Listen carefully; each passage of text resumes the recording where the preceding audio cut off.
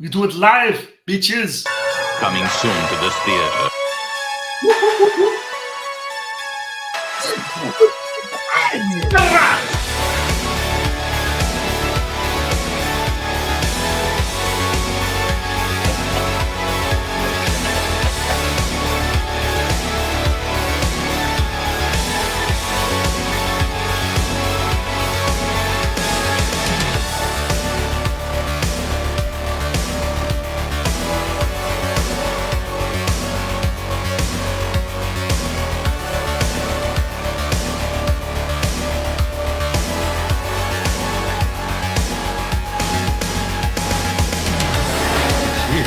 It's alive.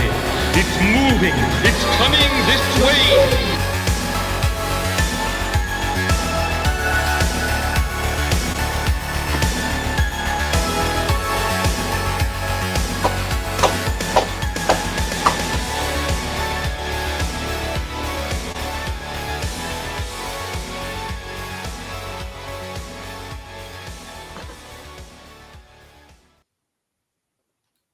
What's up, everybody? Come here, give me a kiss. Hey, it's Brian. right off the bat. See, normally I like to come into other people's streams and make it weird, but tonight I'm just starting out making my own stream weird. But anyway, welcome to another episode of the Horror Movie Club, the club where what do? We watch horror movies, B. We always try to pick a movie that's not behind a paywall. That way, if you're getting an idea of what we're watching ahead of time, you know, if you're following my Twitter link and everything like that, you can watch the movie before the stream and then chime in the chat. Let us know what you thought about it. Or if you're just listening to us talk about the movie and you think, damn, that sounds fucking cool, I really want to check that out. Guess what? Link below in the description where you can watch the movie for free, unedited, of course, because your boy's not going to send you to an edited, fucked up version of a movie. Tonight's movie is the Canucksploitation classic, the Canadian werewolf movie, Ginger Snaps from 2000. Actually kind of blows my mind. It's like, really? It's been like 24 years since that came out? God damn. That's like an entire, it's like, you know, like an entire quarter of my life. It just seems like yesterday. It was followed by two sequels, both shot and released in 2004, which are both also, I have to say, really superb, well worth checking out. And actually, I was doing a little search on the YouTubes to find some clips for tonight, and I discovered that not only can you find this movie for free on YouTube, you can find an extended version that is 10 minutes longer. An extended version I didn't even know existed. It may have come out like on a Blu-ray release at some point. I'm not sure. Anyway, let me bring in my boy, your boy, Matt. What is up, brother, man? What's up, man? How you doing? Good. You know, I'm not gonna lie. I had the Christmas blues, but I feel great now. You know, right. I made it through, and one of the things that helped me really saved my Christmas was your boy Preston. Sid sent me this. Oh. I just framed this shit right here, and this right here. Oh, nice. Yeah, and on the back he wrote, like, you know, here's an angel to keep your demons at bay. And here's a devil to remind you to not be too much of a nice guy. So yeah, those are going up. Those are going up in a special place. And yeah, I might as well bring them on now. The one, the only. 25 years. God damn. I know, isn't that crazy? Because it doesn't. That's the one thing they never fucking warn you about getting older. I've never seen anybody fucking discuss this. Your perception of time changes. Yeah, it's like when I was a kid, those were like dog years. Yeah. And now it's just like, what? Like, huh? It flows so quickly. Dude, it's like my friend's fucking kid. It's like I have a picture pop up on my Facebook, right? of actually. Let me see if I could find that fucking cute little fucker. It's fucking adorable. Was a friend of mine's kid. I turned him into a monster kid, right? Yeah. And so a picture of his popped up on my calendar. It's dressed in a Frankenstein monster costume, and it said 10 years ago. I was like, fucking 10 years? What? He's like fucking 15 now? God damn, man. They just do not warn you about that shit, man. Well, it's kind of fun, like watching. In one aspect, it's hilarious, like watching rock stars that you used to listen to when you was a kid, like get older. Like Sebastian Bach looks like somebody's grandmother now. Yeah. And that was the sex symbol. All the chicks are like, "Hey, I want to fuck Sebastian Bach." Now they're like, "I don't want to fuck that motherfucker." Right. Well, yeah, that's the thing. Some people age gracefully, and some people don't. And pretty boys are the ones that tend not to. Oof, dude.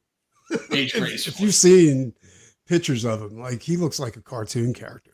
You know what I'm saying? Like, wow. Well, has he had some like work done too? No, because some people turn if he themselves did, into like plastic surgery disasters. One of the things that I heard is that he doesn't have the money to get any work done because he blew it all on coke and booze. Damn. You know what I'm saying? So, and every ounce of that coke, every line of that coke, and every shot of those booze shows on his face. Well, yeah, I mean that's the thing too. It's like when I see somebody that's older, that's like my age, and they look really good, I think to myself, clean living, right? Clean living, and or quit when they were ahead. Themselves. Yeah.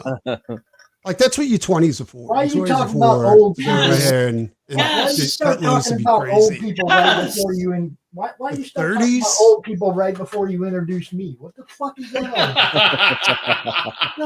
Hey man, old people, I'm including myself here. And now for an example of not clean living. Exactly. Yeah. Like, I mean, dude, people think that I'm like fucking in my 30s, which is crazy, right? But I'll take it. Yeah, I'm not gonna fucking complain. People think the same of me. Younger than I am. 60. Yeah. 60. And the quit while you're ahead, Preston, you nailed that. The quit while you're ahead. Okay. Yeah. I got friends that are my age that are flat tore up. Tore up from the floor up. Yeah, dude, it's fucking crazy. You know what I'm saying? Like, but I know buddies of mine that are just overweight. I mean, they're bound for a heart attack. You know what I'm saying? Oh yeah, for sure. Hey, salad right here. Yeah, exactly. Yeah, no, I would have an apple and an orange and a salad. No more pizza. I saw something today that I really want to share with you guys because it cracked me the fuck up, man. Shizzle. Is it this? Y'all know who Zach Wilde is. This is the this is a small portion of the rock and roll roast of Zach Wilde. This thing is 5 years old. Oh Zach shit! is a beast. This little segment right here just cracked me the fuck up. You guys, you're gonna love this. All right. Hold on to your hats, guys. I got his pickups in that white V right behind me. Fuck yeah! Still gotta go see Pantera, man. Fuck.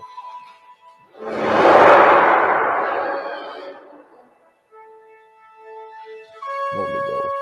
No, man, it's gone before. Rock and roll roast? I didn't know that was a thing. Hollywood star here.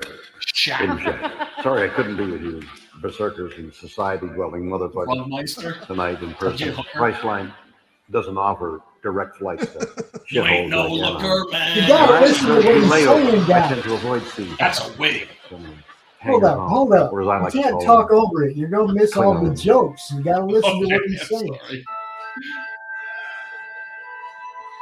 You gotta listen to it.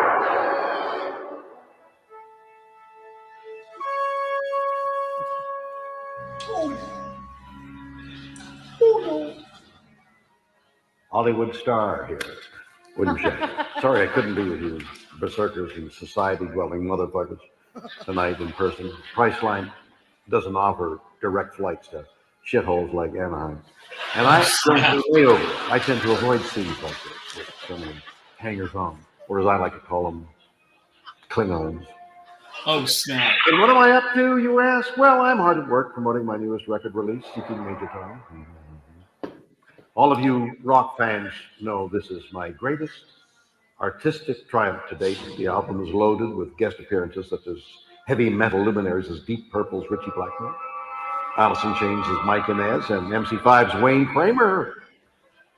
Did I mention that it's available now? On Cleopatra Records, you can Google it, you can even Bing it, it's up to you. I don't give a shit.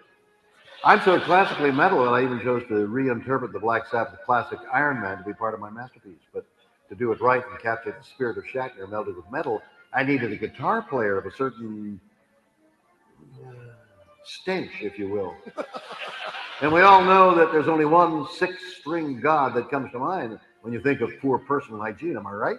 That's right, rock bitches, it's Zakk Wylde. How did he get the gig, you ask? Was it his virtuoso guitar talents? No. His worldwide celebrity appeal?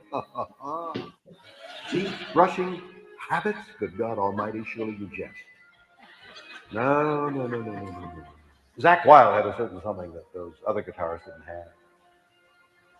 A truly hot ass wife. Oh, snap. Oh, shit. Please. Let me just say, if this keeps up, we might be recording an entire box set together. Love it. Oh, and now, Barbara Ann, get back down there. You little metal minx. Set your phaser to fun. Oh, I will. Oh, shit. Oh, wow. That was pretty funny. But the Shatner records, I'm sorry, those aren't funny anymore because he's in on the joke. It's the early ones, like Transformed Man, when he was serious, because that's one of the things that makes that one of the best records ever, is he was fucking completely fucking serious. You think he was? Absolutely. Shatner The swallows. balls out sincerity. Shatner swallows a ton of vitamins and pills to keep his Yeah. That just cracked me up. I mean, that's 5 years That's ago. great. I mean, come on, Zakk has a great sense of humor, man, to let dude. I hope he does. I hope he does. Otherwise, he'll be dragging fucking Shatner by his fucking leg. You know, like dragging him If you haven't on his seen motorcycle that, or something. if you haven't seen that, go watch that. You got Sharon Osbourne, Scott Ian, a bunch of people on there, man. It's fucking awesome. Sharon Osbourne, she's the one who prevented the fucking Black Sabbath reunion. Right? Everybody was there, but she didn't like Bill Ward, so like the last minute. She's also the one that helped sabotage Black Sabbath. And now hold up, you guys know what a roast is. She's Ozzy's Yoko Ono. I'm not a big Ozzy fan. But you guys know what a roast is. Hold up. You know what a roast is. They all take shots at each other. Yes, yeah, you fuck with people. Okay? Yeah, that means they're taking shots at her too. It's fucking great. You gotta watch it. You gotta watch it. Yeah, I'll check it out. I'll check it out. One thing I actually, there's something really cool I discovered here. We could do a little week of horror shit. What's up, Shorty? Did you guys? First of all, did you guys see anything interesting? Any good horror this week? I got a I bunch just watched of that one like actually a week ago. The rare imports one with the Santa Claus and the Krampus. You know, what was it? Rare exports. Oh, yes. Yeah. Did you like that? I thought it was cool. I actually was hoping there would be more though with the Krampus. You know. Well, yeah, because he's just frozen in a block of ice, like the Thing. Yeah, you don't ever see him. Yeah. It's a very low budget movie too, but yeah. Dude, I was watching. Me and a wife was watching Changeling. It's much good. Dude, that shit is fucking brutal. Like it's old really good. The new one, like the series, the TV series. It's Munchkin. I haven't seen that. Is that related to? Come here, say hi to everybody, dude. Yeah. Hi, Munchkin. Hi. What up? He's drawing because he knows what's up. What's that saying? Madness. Madness, best grandpa? Oh. Yeah. I didn't tell him to do that either, did I? No. No. See? Oh. Thanks, buddy. Oh, What are you doing? Just hanging out? Yeah. You got a new art set, huh? Chilling like a villain. He got a new art set for Christmas. See? Future collaborator. You see, guys? You see what's up here? Yeah. Yeah, man. Yeah, Yeah. man. Get them while they're young. Yep, absolutely, man. Be like the Catholic Church. That guy's really good. That guy's really good. He just writes. No, I'm No, it's true. It's such, hey, man, I'll be the first one to tell you. I'm always the first one to admit the only reason I write comics is because I can't draw worth a damn. And Matt and Doc Salem. What's up, bud? They draw really good. See that wanted poster back there that says Butch Cleaver? Matt drew that. Dang. Yeah, he said dang. He's like, dang. So that's what I said when I got that piece that you sent me, that dope ass piece. Matt, these guys are good, buddy. You're gonna be like that someday, huh? Yeah. All right. Yeah. That's how it starts, man. Say bye. That's how it starts. Bye. Later, dude. Happy New Year. Peace. Peace out. Oh my God. It's just today I was thinking, it's like there's certain comics I can't imagine my childhood without. Do you know what I'm saying? What's up? Like certain specific issues that were just like Werewolf by Night. Sometimes not even good comics, right? Fantastic Four, of course, great shit. That's the oldest memory I have of reading a comic book was old Stanley Jack Kirby. Dude, fantastic. I would buy stacks of comics because my dad wouldn't allow me to have anything like that. So I would buy stacks off the school bus, right? From this one guy. And I didn't realize what I had at the time, but it was mostly Amazing Spider-Man. Shadow. You know? Yeah. And that, believe it or not, and I'm not a huge Spider-Man fan, but those were my first comics. And it was the first appearance of the Hobgoblin and shit like that, you know? And oh, wow. I totally trashed those books. Completely trashed those books. That's what we did with kids. Oh, yeah. No, I have like 2 or 3 that have survived that are totally mangled. And yet at the same time, if I were ever to get an issue signed by like the artist or the writer, it wouldn't be a brand spanking new crispy copy. It would be the old fucking beat up one, you know? I totally get that. And the thing is, it's like when you bring a beat up book to somebody to get it signed, they just glow because they're just like, they realize, oh, this thing was loved. Right. You know, one of the books that I went and sought out, like when I started buying comics and stuff, and this isn't a comic book, it's just one of the first books that actually checked out at a library. Is Where the Wild Things Are. Oh, of course. I love that book. Monsters, dude. Always loved that artist, you know. Maurice Sendak. Yeah. And I've seen a documentary on him. Yeah, he's dead now. But.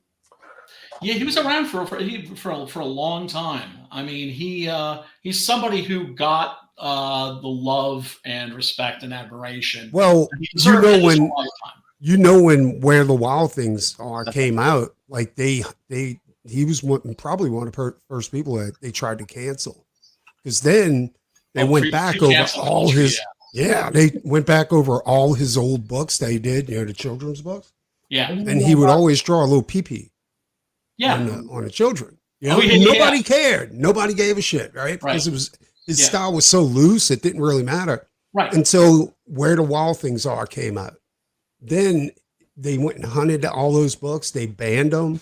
They in the night he was kitchen. A pervert, all kinds of stuff. Yes, in the night kitchen. I remember going to library specifically, like that would be one book. If I go to a library, I have to at least take it off the shelf and check, because sometimes what would happen would be like the librarian or somebody would go in with whiteout, absolutely, and paint like diapers. Paint diapers on the kid.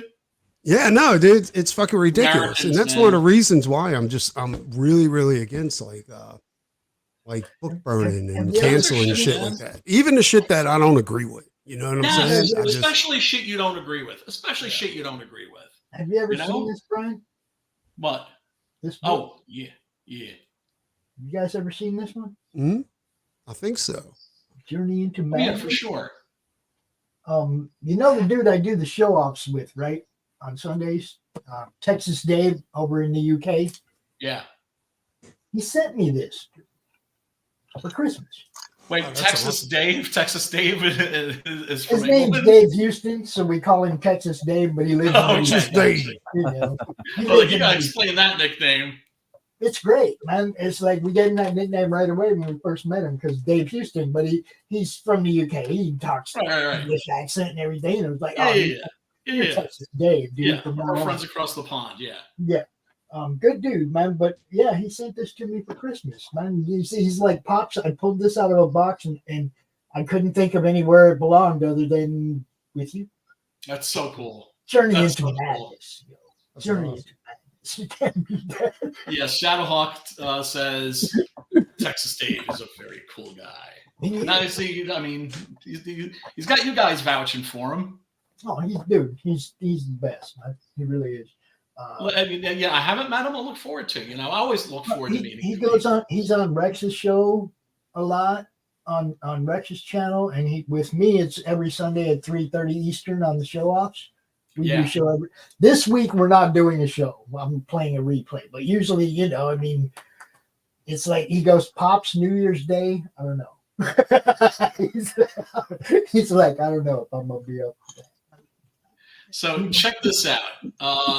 In England, it has always, I'm saying always, not like, 400 BC, but it has certainly since the Victorian era, it has been a tradition in England to tell ghost stories on Christmas. Oh, that's sweet. Yeah. The Christmas Carol is a ghost story, is a Christmas That makes ghost sense. Like with Jacob Marley, the ghost. That's absolutely, absolutely. It's a ghost story. Yeah. Right? And so they started doing this thing on BBC in the 1970s called A Ghost Story for Christmas. And there were always adaptations, like 50-minute adaptations of short stories by M.R. James. And I don't know why they associated M.R. James with Christmas, but I guess maybe he was one of the really popular authors that they would read around Christmas time. And M.R. James, man, some of the spookiest shit I have ever read. Great stuff. Highly recommend him. Anyway, so all of those, you can find them on YouTube, the entire short films. Mark Gatiss brought this back recently. Mark Gatiss, he's the guy that did that 3-part adaptation of Dracula that was on Netflix. With Clay Bangs as Dracula. He's one of us. He's done like an entire 2 TV series about horror movies. Well, let me ask you a question. Like that 3-parter for Dracula, was he pressured into putting that garbage last episode out? I don't know. I don't think so. Here's the thing.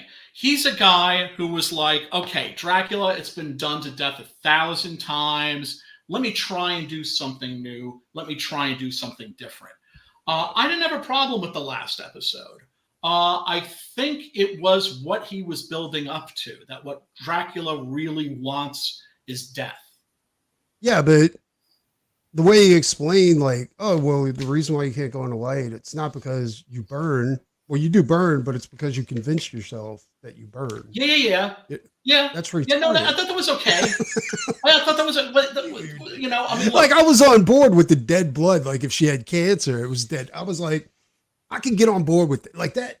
I can convince myself that makes sense. You know what I'm saying? Right. Yeah, like, as far as, and even if he would have said like religious artifacts or something like that, yeah, I could get down with that. But convincing yourself that light burns you and it actually burns, dude, I can't do that. Yeah, but check this out. First of all, he has superpowers. And second, if you hypnotize somebody, right? If you hypnotize somebody and then you take a pen and you're telling them, I'm burning your arm with a cigarette, and you touch the pen to their arm, they will get a fucking blister on their skin. Yeah, I can see that. That's but the I mean, power it's of just, the human mind. But what he suggested was we're like talking about the power of Dracula's mind. Yeah, but what he suggested is that Dracula's like an invincible monster, and the only reason why he's he's vulnerable at all is because he's convinced himself he's vulnerable.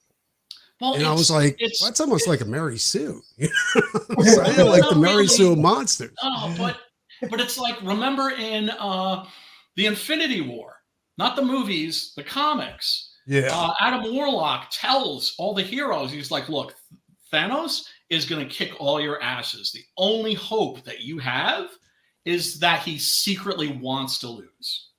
Well, that was established in Jim Starlin's run of Captain Marvel. Right? Yes. In Captain Marvel, dude, I'm a huge Jim Starlin Captain Marvel. Oh, yeah, me too. Oh, dude. And when he told Thanos that the only reason he loses is because he doesn't think he should win.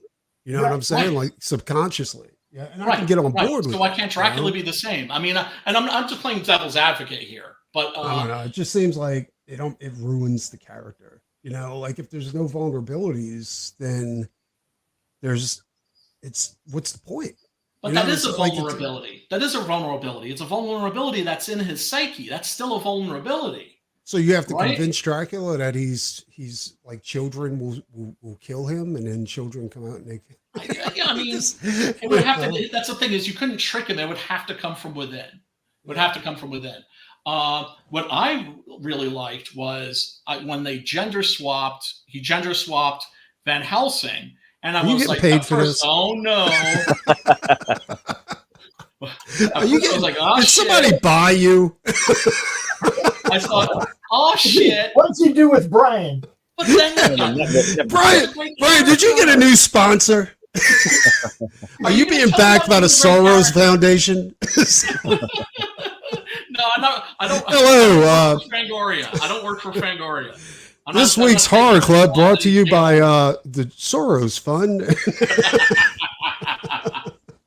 Look, I thought I would hate that, right? I thought I would hate that, and then that character turned out to be a really great character. No, I don't. Especially at the end of the first episode, where she's like, "I'm so happy to have discovered Dracula because now I know." Because remember, she was a very unconventional nun. I actually, personally, I liked her as a character. Like she was the most interesting. She was great adversary. You know what I'm saying? Like I thought she was fantastic. and just an interesting, funny, philosophical character. She made such an impression. Now I have proof that God exists. Yeah, she made. Yeah, I know. Well, she made such an impression. I started looking for other movies that she was in. You know, that would appeal to me. And really, she wasn't in a lot. You know? Yeah, she's underutilized. She's underutilized for sure. One guy that isn't being underutilized is this motherfucker right here. Al Snow? That's Kit Harington. Yeah. Most people remember him as Al Snow. No. Jon Snow. I know. Just call him Al Snow like the rest of them. Jon Snow. Got the mustache. Right. And the he's really good. I like that kid. Yeah. No, he's very good. Pompeii. He was also in Prince Caspian. He was very good in that. Yeah. And he was also in a version of the Picture of Dorian Gray. Oh, really? I've never seen him. No, I'm sorry. No, that wasn't him. Thinking about Ben Barnes or something, right? No, that's a different Ben Barnes. It's Ben Barnes. Yeah. Ben Barnes is the one. Yeah. I'm sorry. I actually modeled your Dandy character after Ben Barnes. Really? I did. Yeah. You could be kind of dandy sometimes. For this new issue of Six Gun Gorilla. The Dandy's going to be in there? Well, the rich little guy in charge of the Zeppelin. The villain? Okay. Yeah. Chilblain, Lord Chilblain. Yeah, no. The Dandy is a different character. The Dandy is a character I want to do, and like I've already written a script for like a little 10-page backup story that I'm hoping. Like an anthology. Oh, okay. Yeah, because he's your gateway into the extended Six Gun Gorilla universe.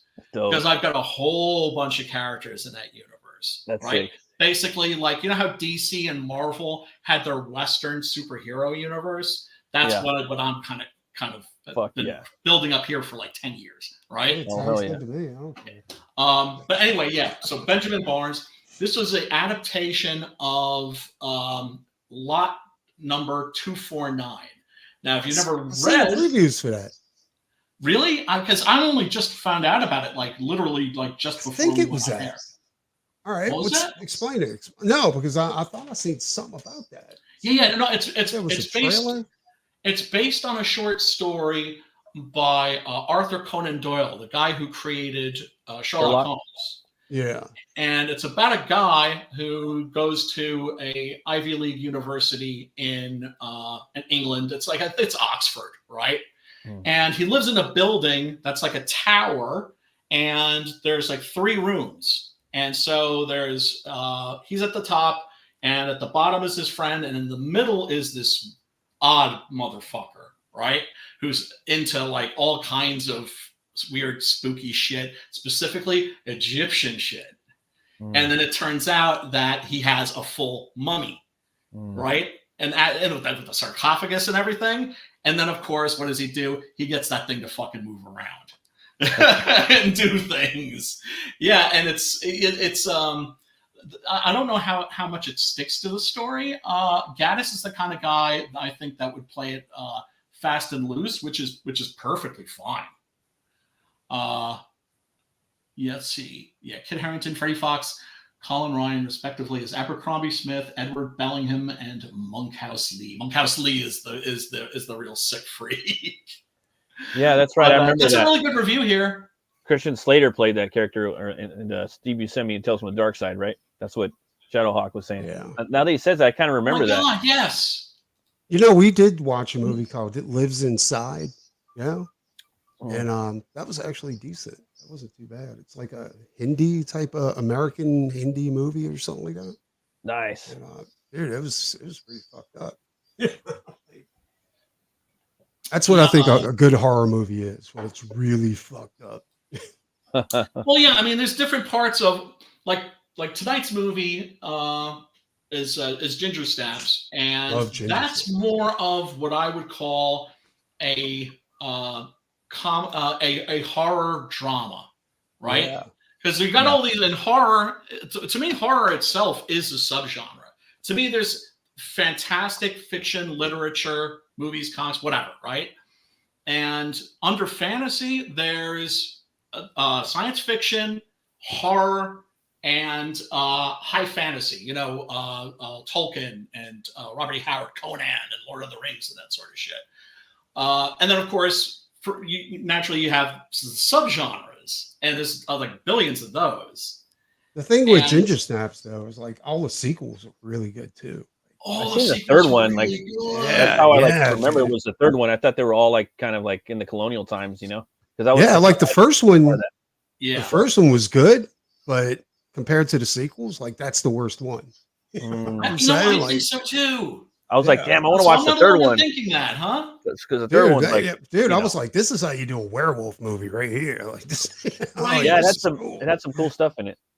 The fact that the one that Matt saw was the first one that he saw was the last one. Yeah, totally I saw parts works. of that one, and I was like, "Ooh, this looks cool. I'm gonna have to, go back and watch this again."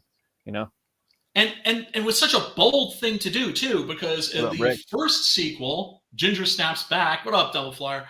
Ginger Snaps Back. That is a direct sequel to the first, right? Did he change? And then the third is just like this fantasy. Where it's like, wait, are these? Is this supposed to have been them in a previous life? Yeah, that's what I was thinking. Like reincarnated. Yeah, I mean, it was weird and crazy, and like in a really cool, like ambitious way. Mm-hmm. In one of the sequels, didn't he change the rules of the werewolf curse?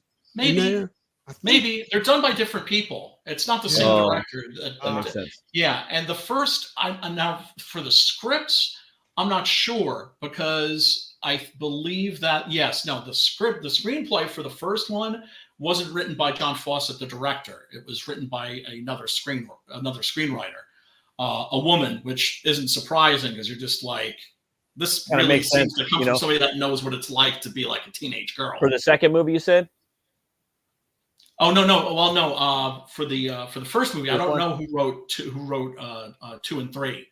I'm excited to see the next two. Now that you guys are vouching, they're even better. I'm like, dude, they're fucking crazy. Well, there was a show called Salem, dude. It was a witch show, and Salem, it had like Stephen Lang would pop up in there. He was a witch hunter, and it's kind of soapy. What show is this? It's called Salem, and it's a soapy ass fucking horror witch show. Harlan Collins type of thing. No, it's just more about like the Salem, Massachusetts town, and about how like this witch kind of rose up out of nowhere, and then she starts a coven in the woods. And Stephen Lang from Stephen Lang, or not Stephen Lang. Of course, yeah, man. Lang. Love that dude. He's like this badass witch hunter, and then he fucking dies, and then she reincarnates him and makes him his bitch. Like in the second season, she like feeds him frogs and shit, and he's like kind of moping. Awesome. It's just a cool show, dude. And then they did like 3 seasons. And that dude that played Tom Sawyer in League of Extraordinary Gentlemen, he's like her kind of heartthrob. You know, it's a soapy show, but it's fucking dope. It was on like a WGN network. Me and my lady like binged all of it. I really liked it. But is that shit on Tubi? I don't know, dude. And it was cool. I'll try to keep an eye out for it. Called We've been looking for stuff like that too, like horror TV shows, and there's not a lot of good ones. No, it's not. And they built the whole town too. You get that whole like Salem, Massachusetts town. You know, all like built. You know, on. I got it written down. I'm gonna look it up. Yeah, check it out. It's good. One that I recommend. Marilyn Manson's in it too. 30 pieces, 30 coins. Dude, I've been looking for a dubbed version of that because I don't want to read the whole goddamn thing. And I was like it's like it looks like it's produced by an American company. You know what I'm saying? But the whole thing's in Spanish. Yeah. No, well, because it's Alex de la Iglesia. Alex de la Iglesia is a name that you wouldn't know because he never came to Hollywood, right? And not that they didn't ask him to come over. He was just like, fuck that. Because my friends have told me what happens when they move to Hollywood and they try making movies in Hollywood. Fuck that. I'm going to stay here. Dude, that show looks so good. Dude. Yeah. No, I mean, it's got like De La Iglesia is the filmmaker that Quentin Tarantino wishes he was. Yeah. If you want to see an absolutely fucking incredible, awesome horror adjacent movie, check out Perdita Durango. Like, I mean, is it in English? Tarantino wishes he could make a movie that fucking that good. Dude, when I go on vacation, I'm gonna fucking just lay around the house drawing, like stay up late and watch these fucking these horror movies, dude. Yeah, no, I mean that's the thing. There's some, and I could tell you, like, yo, go check that out because I know that shit's on Tubi. Yeah, you just know, right? It's just there. I watched this movie the other night. I watched it in StreamYard. I saw that. Invited everybody to come watch it with me so we could all crack jokes and shit and watch it together. Yeah, I was reading Nobody showed up. But I'm going to do that every week. When I watch it, I'm going to watch it in StreamYard backstage. And anybody that wants to come watch it with me, I'll post it in the horror movie club. Anybody that wants to come out and watch it too, and just crack jokes, sit here and have a good time and watch them together. I've been wanting to do that on like Sims Discord for like the longest time because I got to show these motherfuckers like Danger Diabolic and like other movies that. There's a cartoon series out there called Pantheon, and at first I thought it was like some shitty superhero, animated thing that they're trying to get out there. No, dude, it's like really fucked up shit. Like they're harvesting people's brains to put them into this digital environment, but it kills the person that they're harvesting. Like it's fucking crazy. And then the people they become like digital ghosts in there and they start rebelling against these motherfuckers. Oh, that sounds good. That sounds good. What is this again? Pantheon. Yeah, no, because that sounds like an extended. It sounds like it takes a concept from an episode of Black Mirror and kind of it kind of reminds me of something like that. Yeah, but right, it's like, and the animation's like really good on it too. Like really. One show that I think it might just be on Shudder, unfortunately, but there's a show called The Terror that's awesome. That's really good, and it is based on a novel by Dan Simmons, who is a guy who writes like in every genre you could think of. He started out, his first book was a science fiction. His second book was like a mystery.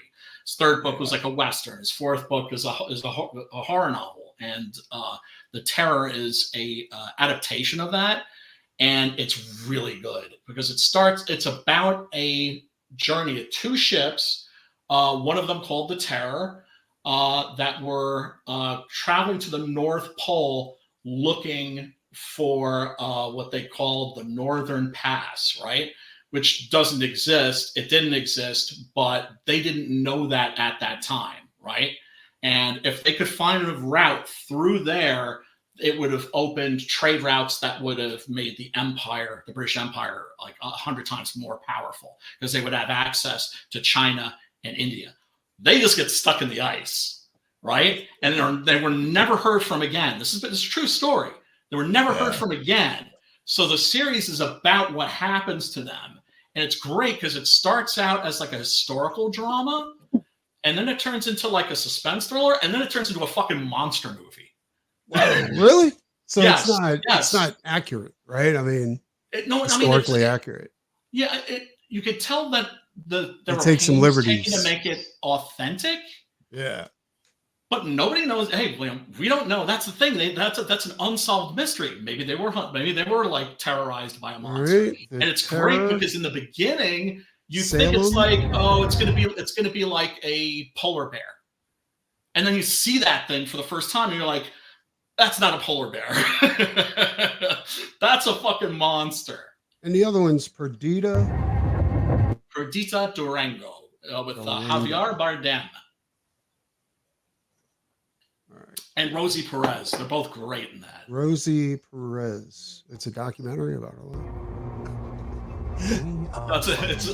It's crazy. It's in its own genre. You got to see that shit. We've come here to find a way through to China and India. Now is our moment to Scott to our producing glory on this. and to our destiny. But not the director, which probably explains why it's so damn good.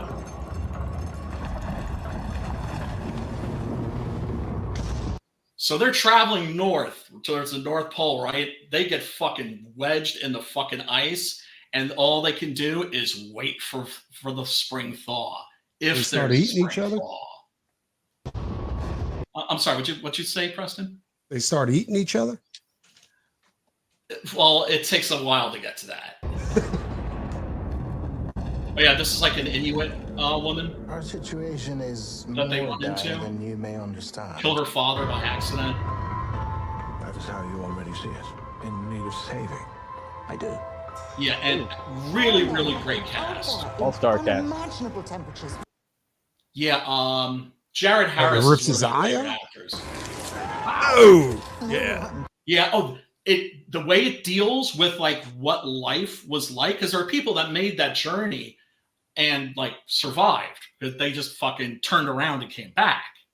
And like one freaky detail in this, you don't see it. It'd be amazing too. Evidently, it could get so cold that your teeth could explode. Yeah. Oh, wow. Yeah, that happens in outer space too. That's metal. That's metal as fuck. Wow. That's fucking cold, man. It's like popcorn. Face melting. What about teeth exploding? I just noticed that my nephew in Arizona is watching on Facebook. So what's up, Tim? What's up, brother? He is a rapper. Thank you for tuning in. Everybody, thank you so much for tuning in. We really do appreciate you. We're going to get into tonight's movie, Ginger Snaps, in a minute. I'm just telling the boys here about this really cool series called The Terror. Oh. I found only one set of prints. Large. 20 inches across. But yeah, you see, I mean, like, you know, there are scenes of like, you know, people have their toes amputated because of frostbite and shit like that. Whether it was our grief or fatigue, I cannot say, but some of us became convinced that it continued to track us. Here. Oh, fuck. Right, so then there's this thing. Dude, I want to watch this fucking movie. This is so one of the things that Jared Harris's character does is he sends out a rescue party, which is to say, get a bunch of guys and some sledges and put, you know, some lifeboats, fill them with fucking food and supplies, and just have them fucking hoof it, and until they can find like a settlement or something like that. Maybe they can run into some Eskimos, somebody that's going to be able to help them. And when they set out on the second party, this is what they find. This is what happened to the original. Jeez, look at that shit. Yeah. I love expedition horror. Unnatural. Oh man, then you'll love this. I love the Manifest Destiny. Oh my god, yeah. Great. Oh, what a great comic that is.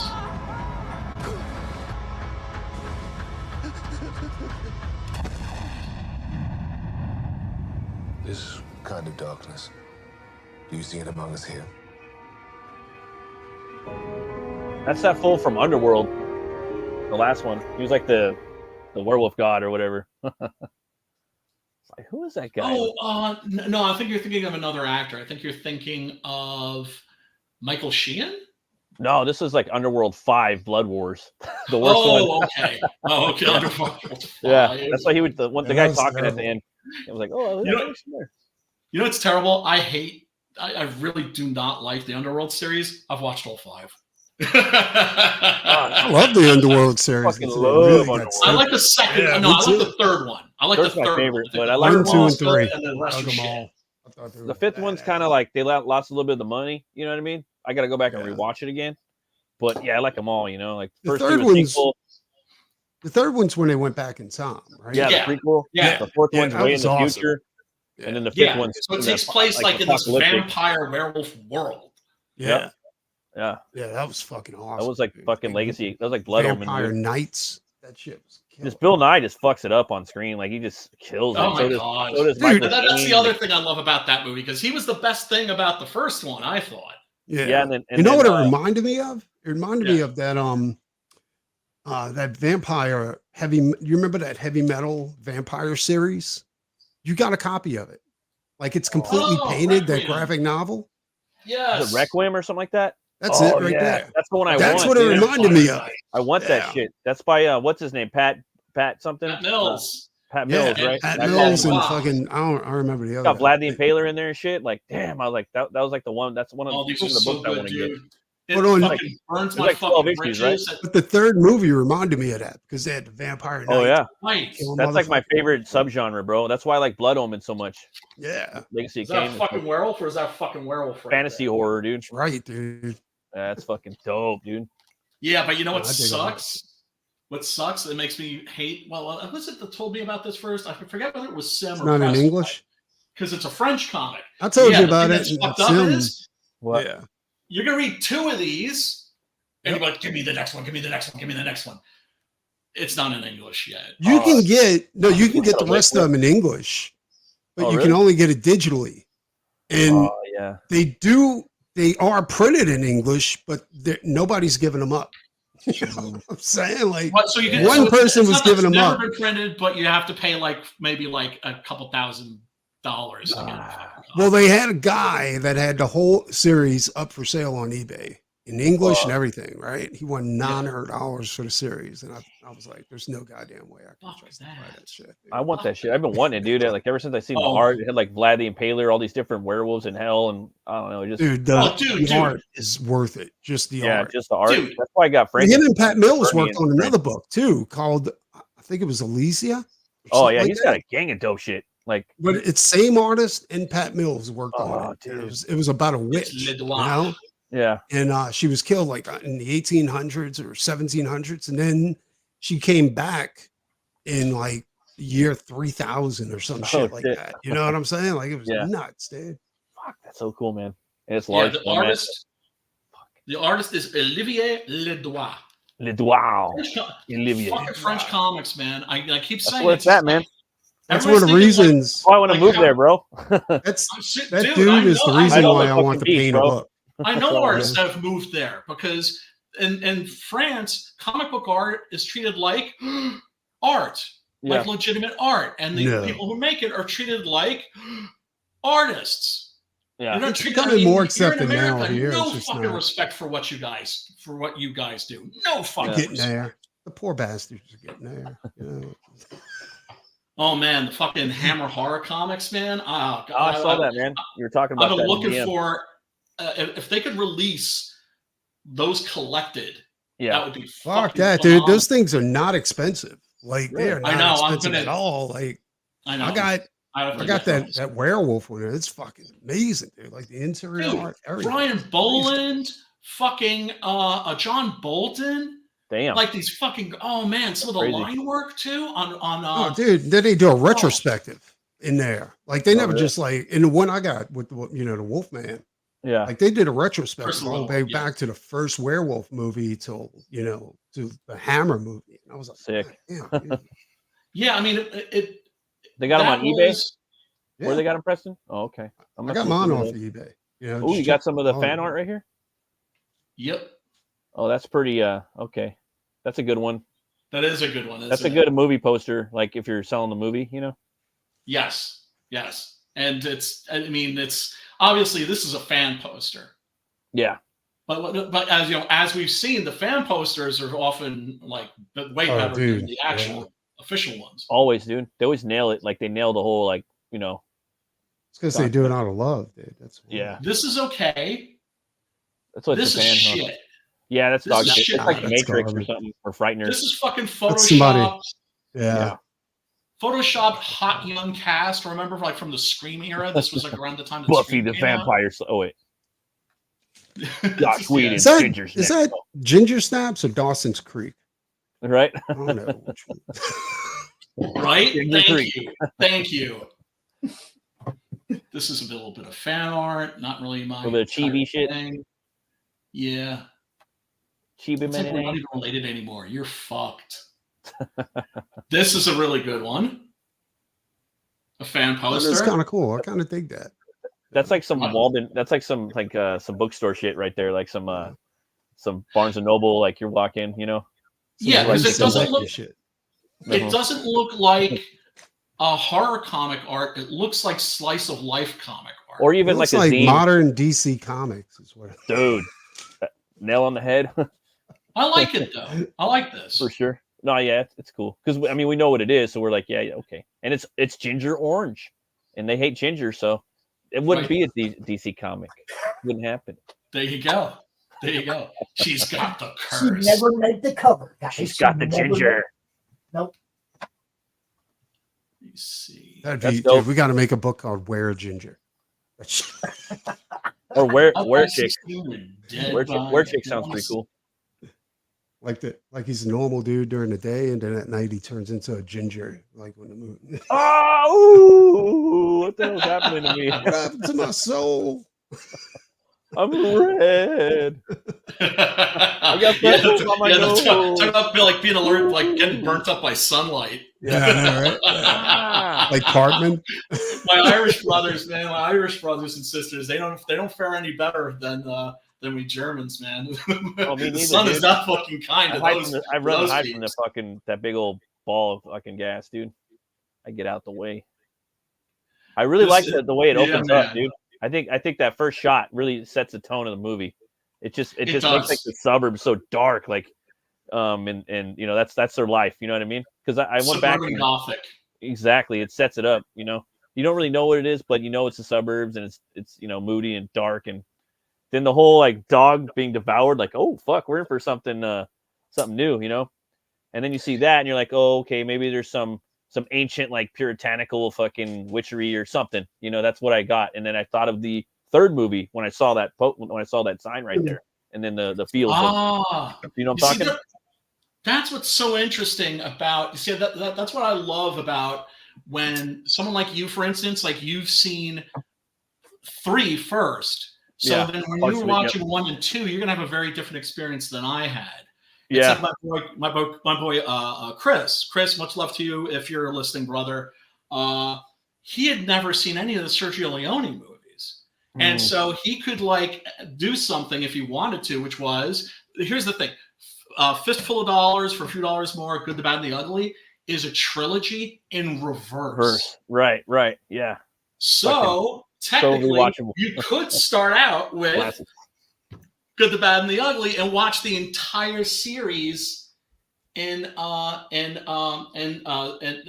reverse order, and it would be in a linear sequence moving forward. It's crazy, huh? Man. I just geek out over shit like that.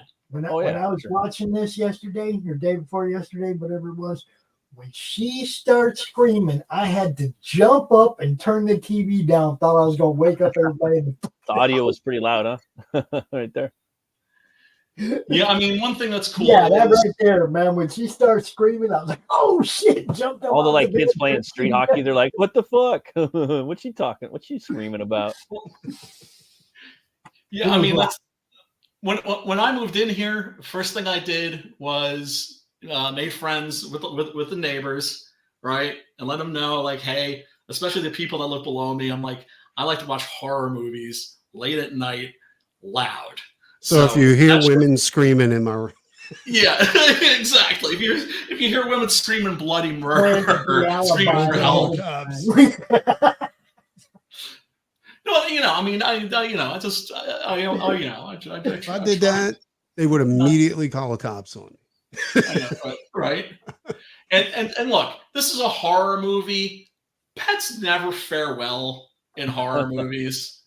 Nope. Cats, dogs, I don't care if it's a fucking guinea pig or a hamster. If it's in a fucking horror movie, it's just not going to fare well. Speaking of pets, they got a movie on Netflix called Killer with fucking Fassbender. Michael Fassbender. The Killer. Yeah, with Michael Fassbender. Yeah. Dude, yeah. That was brutal, dude. It was really good. I've heard that. Who directed that? That's like a big director did that one, right? The one where he's an assassin, right? Yeah, dude. And he's such a good actor. Like his eyes are like shark eyes all the way through. Yeah. It's like a serpent. Yeah. Dude, I forgot who directed that. It's like a pretty well-known director, I think, that did that one. I know that John Woo. That's who it was. It was John Woo, wasn't it? No, John Woo just did the new movie with Joel Kinnaman. That new one with Joel Kinnaman, that Silent or Deadly Night or whatever. Yes, Silent Night. Yeah, that was good, dude. I want to see that too. That was brutal. I wasn't gonna watch it, and then I found out like this is a new John Woo joint. Yeah, he was like the Punisher. Direct the Punisher movie. Oh, really? You'd have to. No, he was. It was basically the Punisher. Yeah, except when nobody speaks in this whole movie. Oh, really?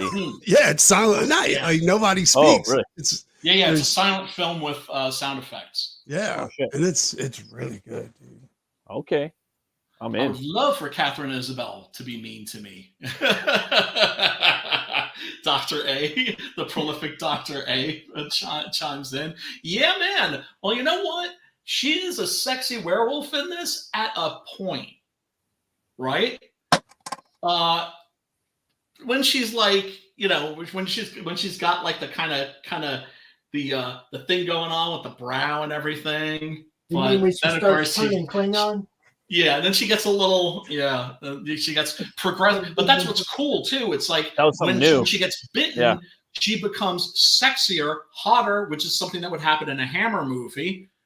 But then she starts to cross the line into becoming more and more monstrous. Yeah. Yeah, the little tail, man, like that was something new. Like I hadn't seen that before. Totally.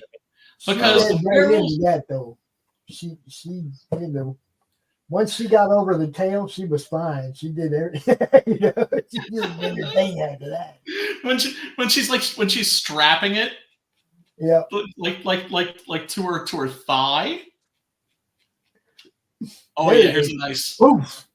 That was so quick too. I mean, damn, I didn't even like. Yeah, when you pause it, you can see the whole beast. That's pretty cool. Yeah. And it's cool beast too. It's really cool really cool werewolf design in here. I really like the practical. It makes it extra creepy that it's like hairless. There's a couple scenes though. There's a couple scenes in there where I feel that like they could have slapped on a little more jelly on the snout, on the nose and the eyes. Oh, for sure. I'm not saying. I'm just saying they just could have sprayed it, just hosed it down a little bit, make it a little juicier. Some scenes it's juicy, and some scenes it's dried out. Like I'm being 100%. I'm not talking shit or nothing. I'm saying practically, like they should have. I'll get some jelly on the snout and get some rub the eyes down there. It's drying out. You know what I mean? Right. Now look, dude has this little tiny tail. Yeah, a little piggy tail coming out. He had a big old fucking prehensile shit growing out of her. Well, what's interesting about this werewolf design is that it looks like what I would expect a werewolf to look like, in that it's unnatural. Yeah. Right. Yeah. That it looks like an aberration. It looks like something that's not supposed to be. I'm just going to go out on a limb and say you can tell the males apart from the females, because the females got this great big long fucking tail and the males got that little wimpy shit. Kind of makes sense in a way, right? You know what's interesting about this shot too? This is stop motion. Oh no, Is it really? Yes. This is stop motion right here. That's brilliant. Yeah, isn't that cool? And it happens. That's one of the things I really respect the director John Fawcett for. When he was raising the funds for this, one of the things that caused him a little bit of trouble was he was like, no CGI. That's how I am. It's not a guy in a suit. No, isn't that incredible? Some of the scenes are. Some of the it's a puppet. Yeah. It's like a animatronic. Yeah, dude, I think that some of the scenes actually have a person, a couple like shots. Are you sure that's not a guy in a suit? Because that looks like a guy in a suit. Like, that doesn't move like stop motion. A guy in a suit. Here's the thing, though. A guy in a suit, it's still a puppet. The guy in a suit is a puppeteer. It's like that's what I always say about the Godzilla movies. It's not a guy in a suit. It's a puppet. But it's like a Big Bird kind of puppet. I get that. It's their whole body. That's not really stop motion, though. Like, stop motion is something way different. It's incredibly time consuming.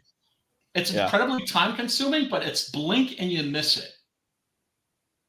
Well, I think they use stop motion in here. They use the puppet and they use the person in the suit, and then some shots combined all three, which is fucking dope. That's what I would do. Whatever they did, it worked. You know what I'm saying? Like like you see the way the light is hitting his right haunch. Corey Borton. Corey Borton in the chat. What's up, brother? What up, Corey? Thanks for hanging out, man. So fucking mean looking too. I can't really think of a movie like I've seen like a all floors wolf like that since since American Werewolf. It's not a werewolf you would want to be. Yeah, and I like how it's like looks like it's based off a pit. Yeah, dude, it does look very dog-like and also very rat-like as well. I would say in some ways. Yeah. It's just creepy looking. And it's fucking it's white, dude. Like it's white, like pale in a way. Damn, look at that. Exploding with blood.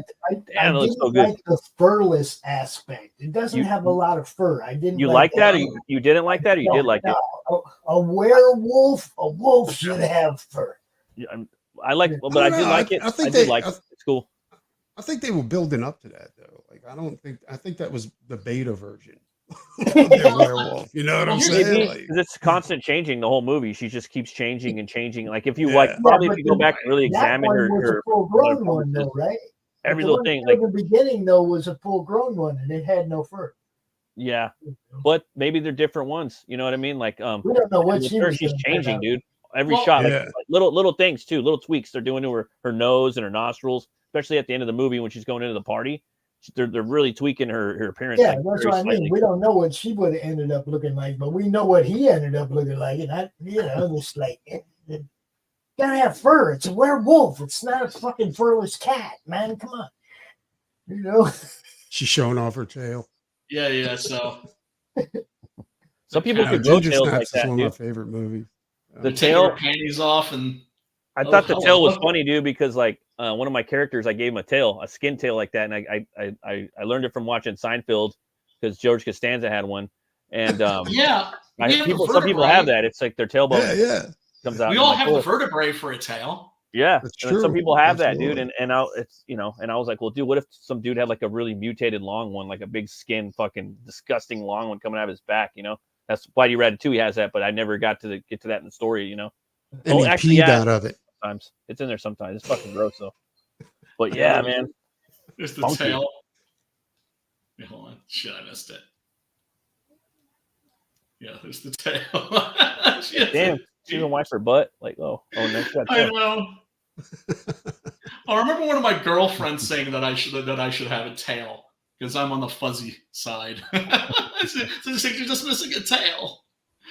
Oh man. Yeah, let's take a look at a clip. Let's run a little piece of the movie here for people for everybody to check out. And like I said, folks, link below in the description where you can watch this excellent little horror movie, absolutely free.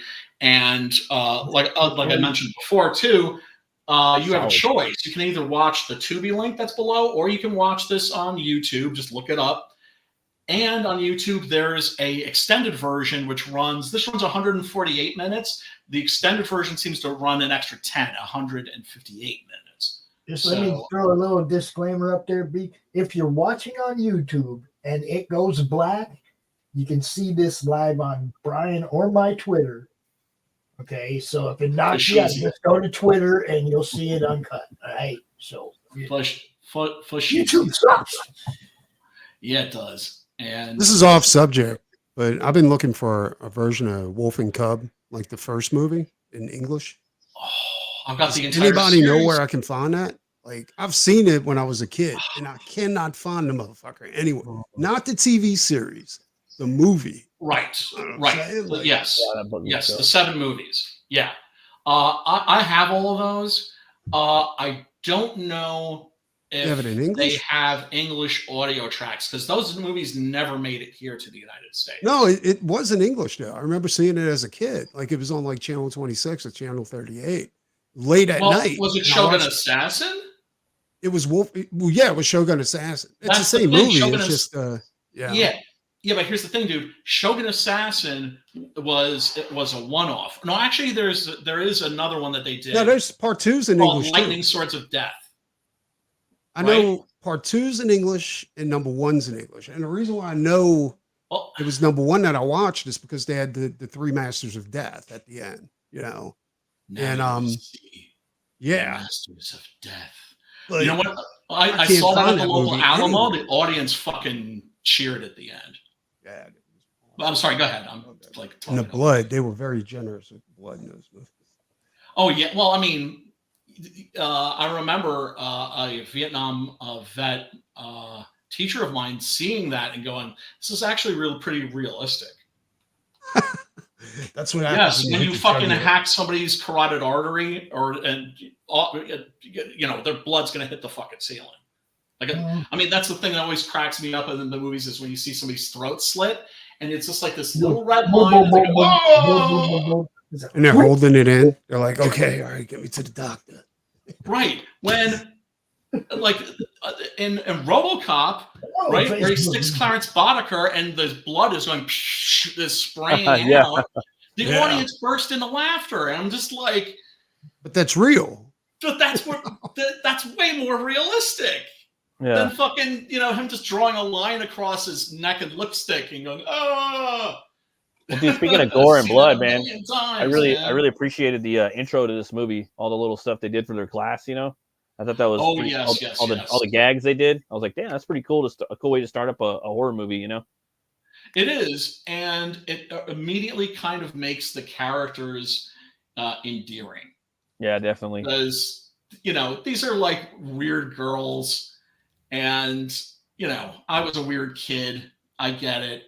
And they're so just not into normie culture, and they kind of despise the adult world, but they also despise the teenage world as well. They see it all as bullshit. Unfortunately, there doesn't appear to be any punk rock scene where they are. So the only thing that they have to hang on to is each other. Mm-hmm. And, you know, they're creative as fuck. Yeah, let me see where. Shout out to a new Madness member, Heartline Manger. That's who that is. Saying hello, right? Yeah, that's the first one. Yeah, some Christopher Lee action right there. Yeah, she's flipping off the camera. She got Peter Cushing. Yeah. Interesting thing about this actress, Emily Perkins, she looks absolutely nothing like this character, and there's no makeup on her either. It's just what she does with her face. She looks completely different. It's crazy. The one in the freezer. That's pretty good. The frozen peas and shit. The garage door accident. See, this shit's funny. Well, yeah, Mimi Rogers. That was a pretty cool. Yes, she's very. She really gets down with the horror, man. She was in like Evil Dead. The funny part is in the movie when they do it, when they act like that's what they did. And Mom's like, "I told you guys, no more deaths in the house." Yeah. And she finds the fingers. Like, oh, this one's really good. This one's really good because it's just like an OD, but they're like pills like jammed in the mouth. Oh man. Did you see her in that Out of Hell Leads Up to Light? That's from Milton, Paradise Lost. Did you see her in Ash versus Evil Dead, man? When she turns into the Deadite? No, Starts jumping on I the keep ceiling. hearing that that's really good. Oh yeah, it's the best TV show that's ever graced the screen. You got to check it out, bro. Especially season 1 and 2. It's been on my list. That's a cute dog. he's just hanging on for dear life to that hockey stick. And the parents don't seem bad, right? They seem pretty normal, dude. Yeah. They seem pretty good. Pretty understanding. The 28-minute mark, this was way too much information. I'm saying. Okay, there's like 3 or 4 They're just minutes not used to raising a werewolf. That's what it is. Well, here's the thing. Remember how, like I said earlier, that this is a horror drama? Mm-hmm. Right? This is right. So it doesn't necessarily hit you at the gate. I mean, you do know at the very beginning of the movie, it's almost like the beginning of New York Ripper, right? Where the guy's playing with his dog and the dog comes out with a human hand in its mouth. It's like, you know, that scene here with the paw. It's in the sandbox. You're in a fucking horror movie. Yeah. It's just, you know, you don't necessarily know what kind of a horror movie it's going to be. If it's going to be how ruthless it's going to be. And this is not a ruthless horror film by any stretch of the imagination. I mean, it's a very good one, but it's not. It has a different approach than something like Night of the Living Dead or Texas Chainsaw Massacre or Horror Express, where it's like the movie's out to get you. The cool part of it is in the beginning, it's like she's trying to reject it, and then she embraces it. Right. You know, and like you see her go through, I don't know what this is. This is fucking crazy too. Yeah, fuck it, I can't beat it. Join it. You know what I mean? It's like, and it gets, you know, it has its moments. I'll give it that. It has its moments. No, see fucking Shout Factory and Scream Factory. They're always putting out the dope shit, and I wouldn't be surprised if the extended version's on that.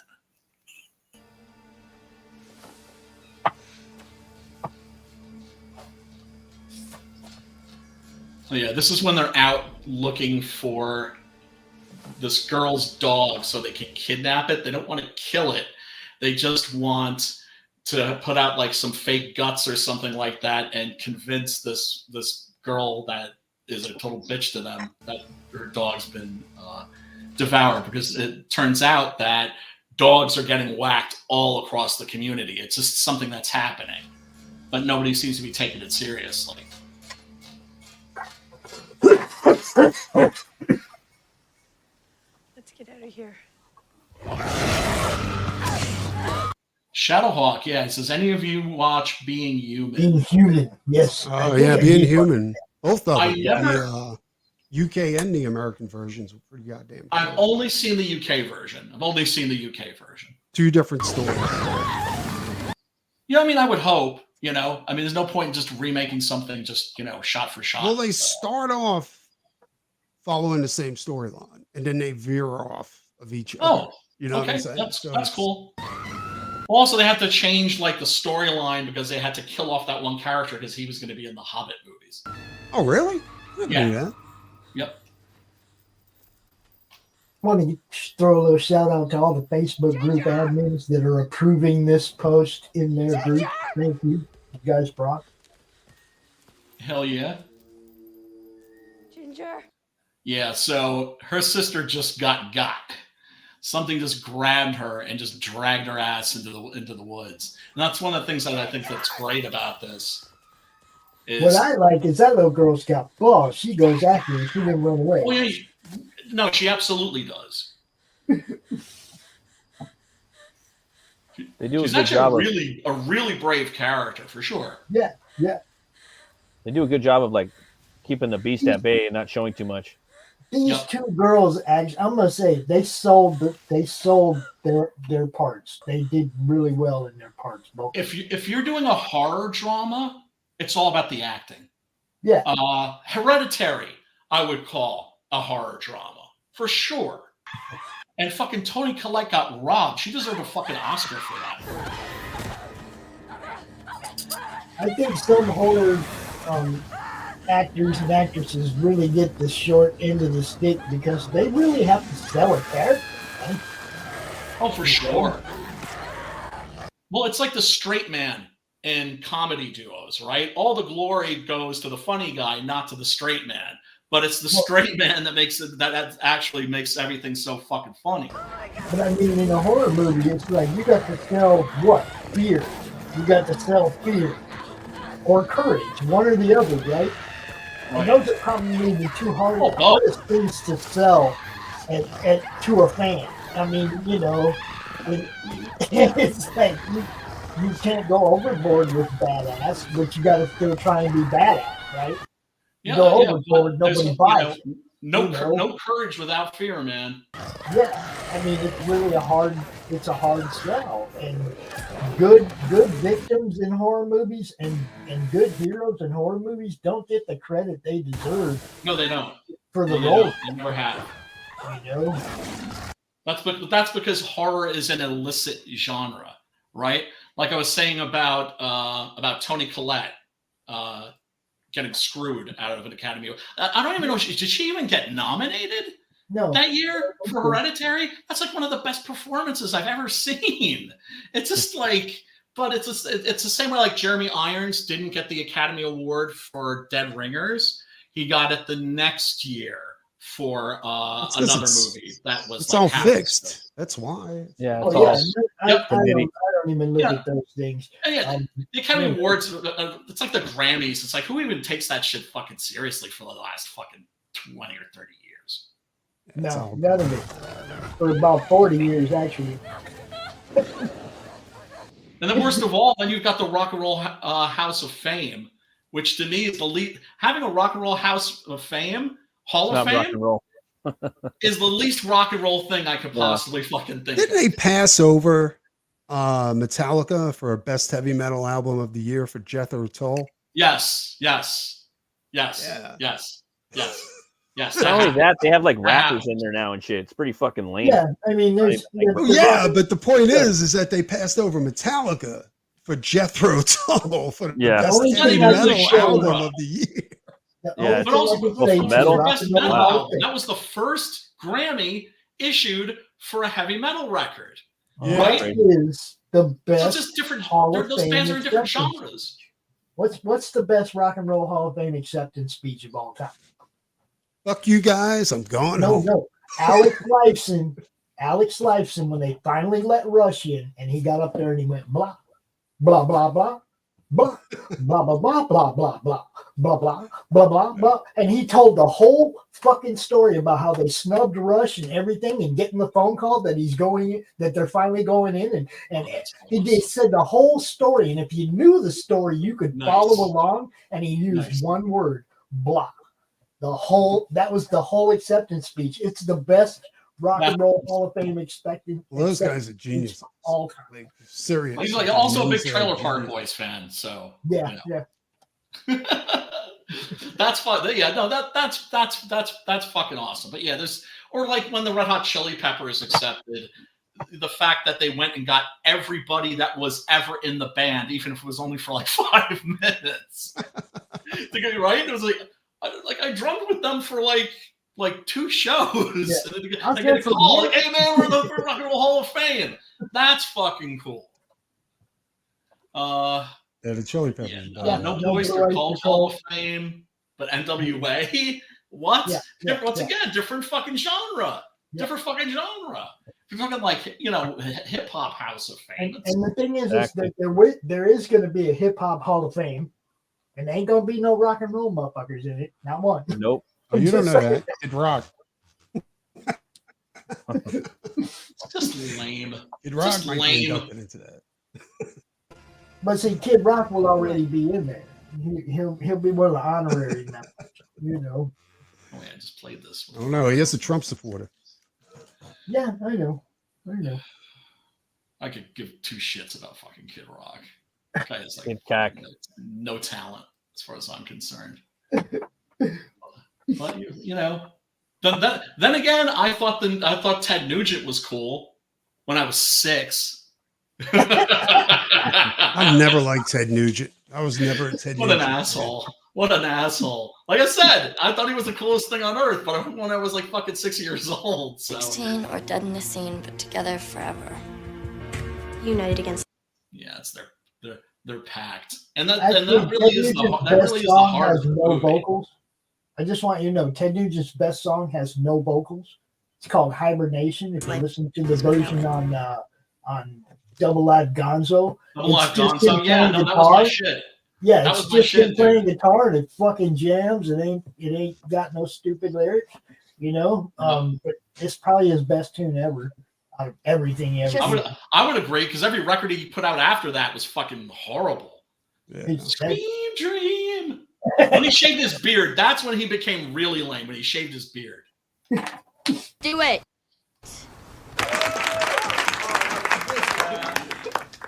Like. Oh, I see. These are scenes with the Mean Girls. Ginger. Yeah. I hated Lenny Kravitz too. I never liked Lenny Kravitz. Who? Oh, Lenny Kravitz is a fucking male model. He's the Jared Leto of rock and roll. Yeah. Well, he's got his roots are in Hollywood. Mr. GQ. I'm sorry. What did you say, Preston? His roots are in Hollywood. Like his mother was the wife of the white guy on the Jefferson. Yes. Jefferson. Yeah, and that's fine, but like whatever. It's just like the guy's is not. What I'm saying is that's why he's just like an empty suit. He's a male model. He's not a fucking musician. No. You lie back and relax. Oops. I'll behave. Oh yeah, she fucking bangs this kid in the back of the car, like practically grapes him, and turns him. Yeah, I mean, and then it turns out he got it. That it's like a venereal disease too. Like it passed on through body fluids, evidently. I wonder if they took that premise and used it in Ferals. Wicked. That's crazy. Wicked. There's all the Wicked, huh? I would think that that's the exact premise in Ferals. It is. But does it come from this movie? I doubt it. It might. But that's the thing. It's like when you're working with werewolves or vampires or Frankenstein or something like that, you have a choice. You can stick to the original folklore or the original book, or you can look at all the different fucking versions and adaptations and twists and then just fucking treat that shit like a salad bar. Like, I'll take a little of this, take a little of that, and then fucking create your own thing. And you can fucking create an infinite number. I mean, that's why there's so many vampire and werewolf movies, is because these are very simple, very primal fucking monsters, and you can just keep reinventing. But the fucked up part is that there's very, very, very few good werewolf movies out there. Yes, Stephen King mentioned this in his they always cheap out, which was his book about horror. Yeah. It was like, it's been like 30, 40 years since there was a good horror movie, but shortly after that book came out, we had The fucking Howling, we had American Werewolf in London. Silver Bullet? Silver Bullet is good. Yeah. Although not great. No, not great, but it was okay. Of course, he did that book with Bernie. Yep. Right? Yeah. Oh, Rod the what was that called? Cycle of a Werewolf? No, it wasn't a werewolf movie. It was a horror movie. But it was Bernie Wrightson did all the artwork in it. Well, there's a couple. There's My Demon Lover, which is just like a rom-com, total shit. And then he also the kid in the movie was an artist, and his portfolio was Bernie Wrightson. The Monsters in the Mist. He did the designs for those too.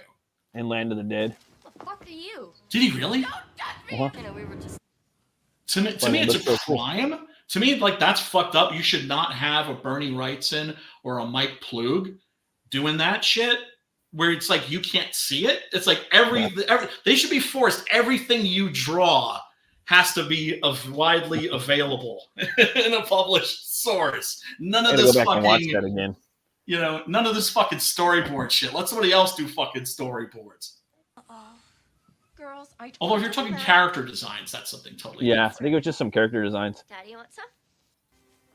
I know Fling did a lot of storyboards.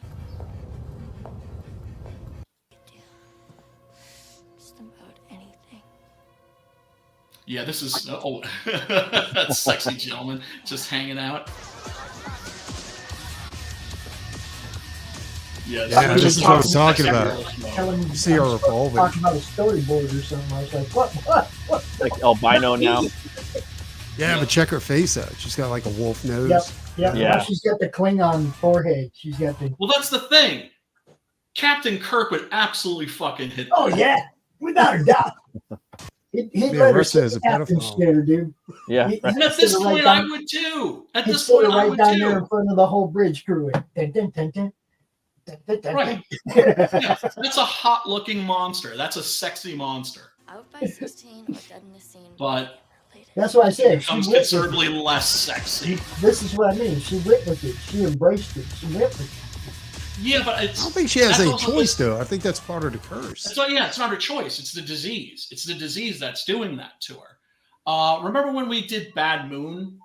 Yeah. Just like in the beginning, she was fighting it, but she went even tried to saw the tail off, and she'd be like, ah.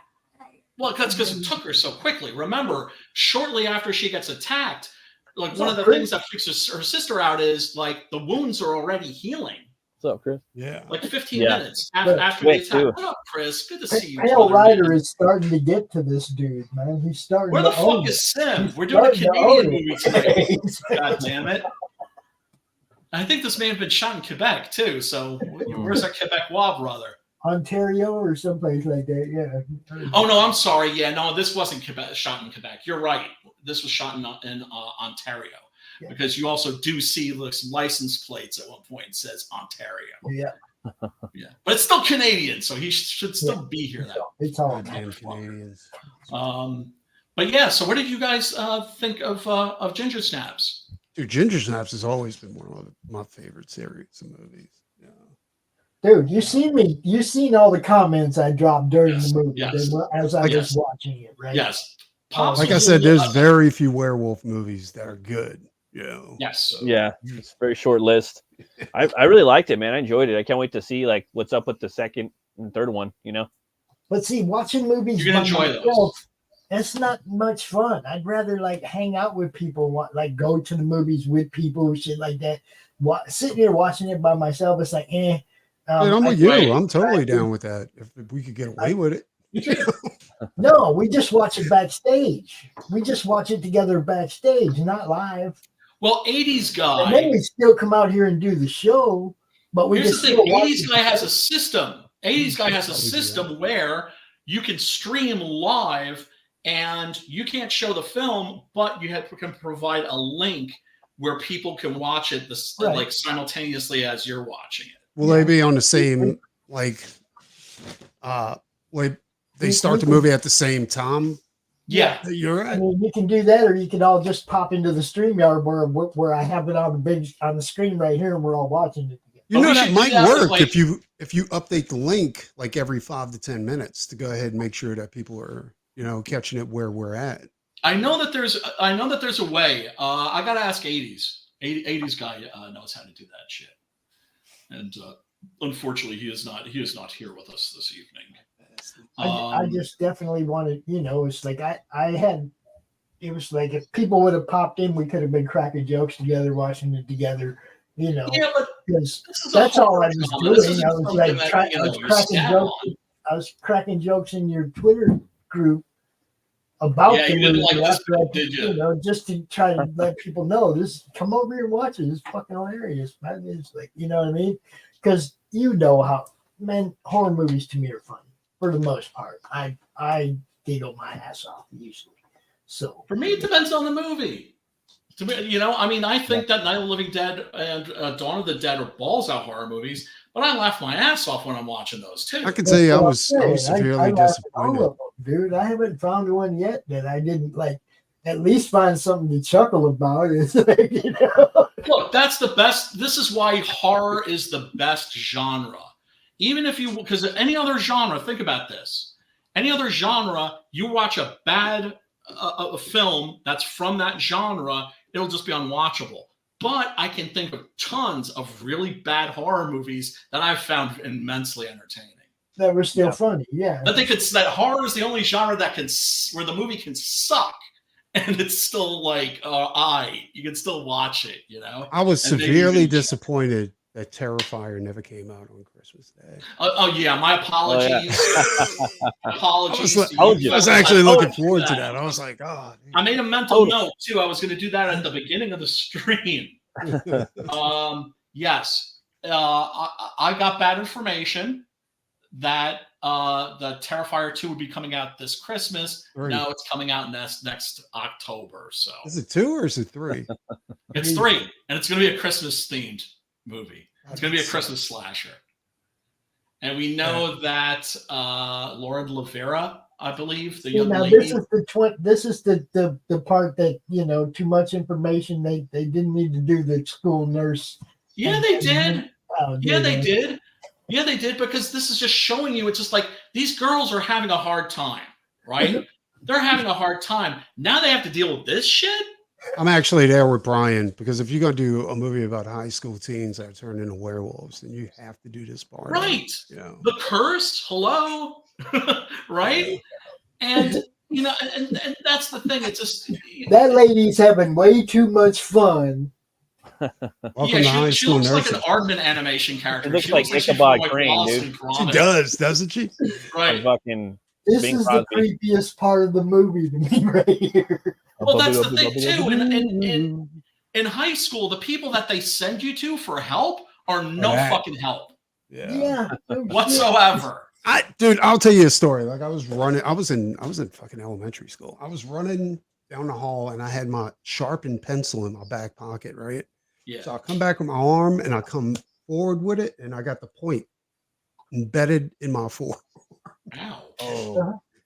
Well, everybody knows lead pencils aren't made of lead. They're made of graphite. Right. Yeah, well, they had me in the office and they're like, should we pull it out? He's got lead. Do you think he's got lead poisoning now?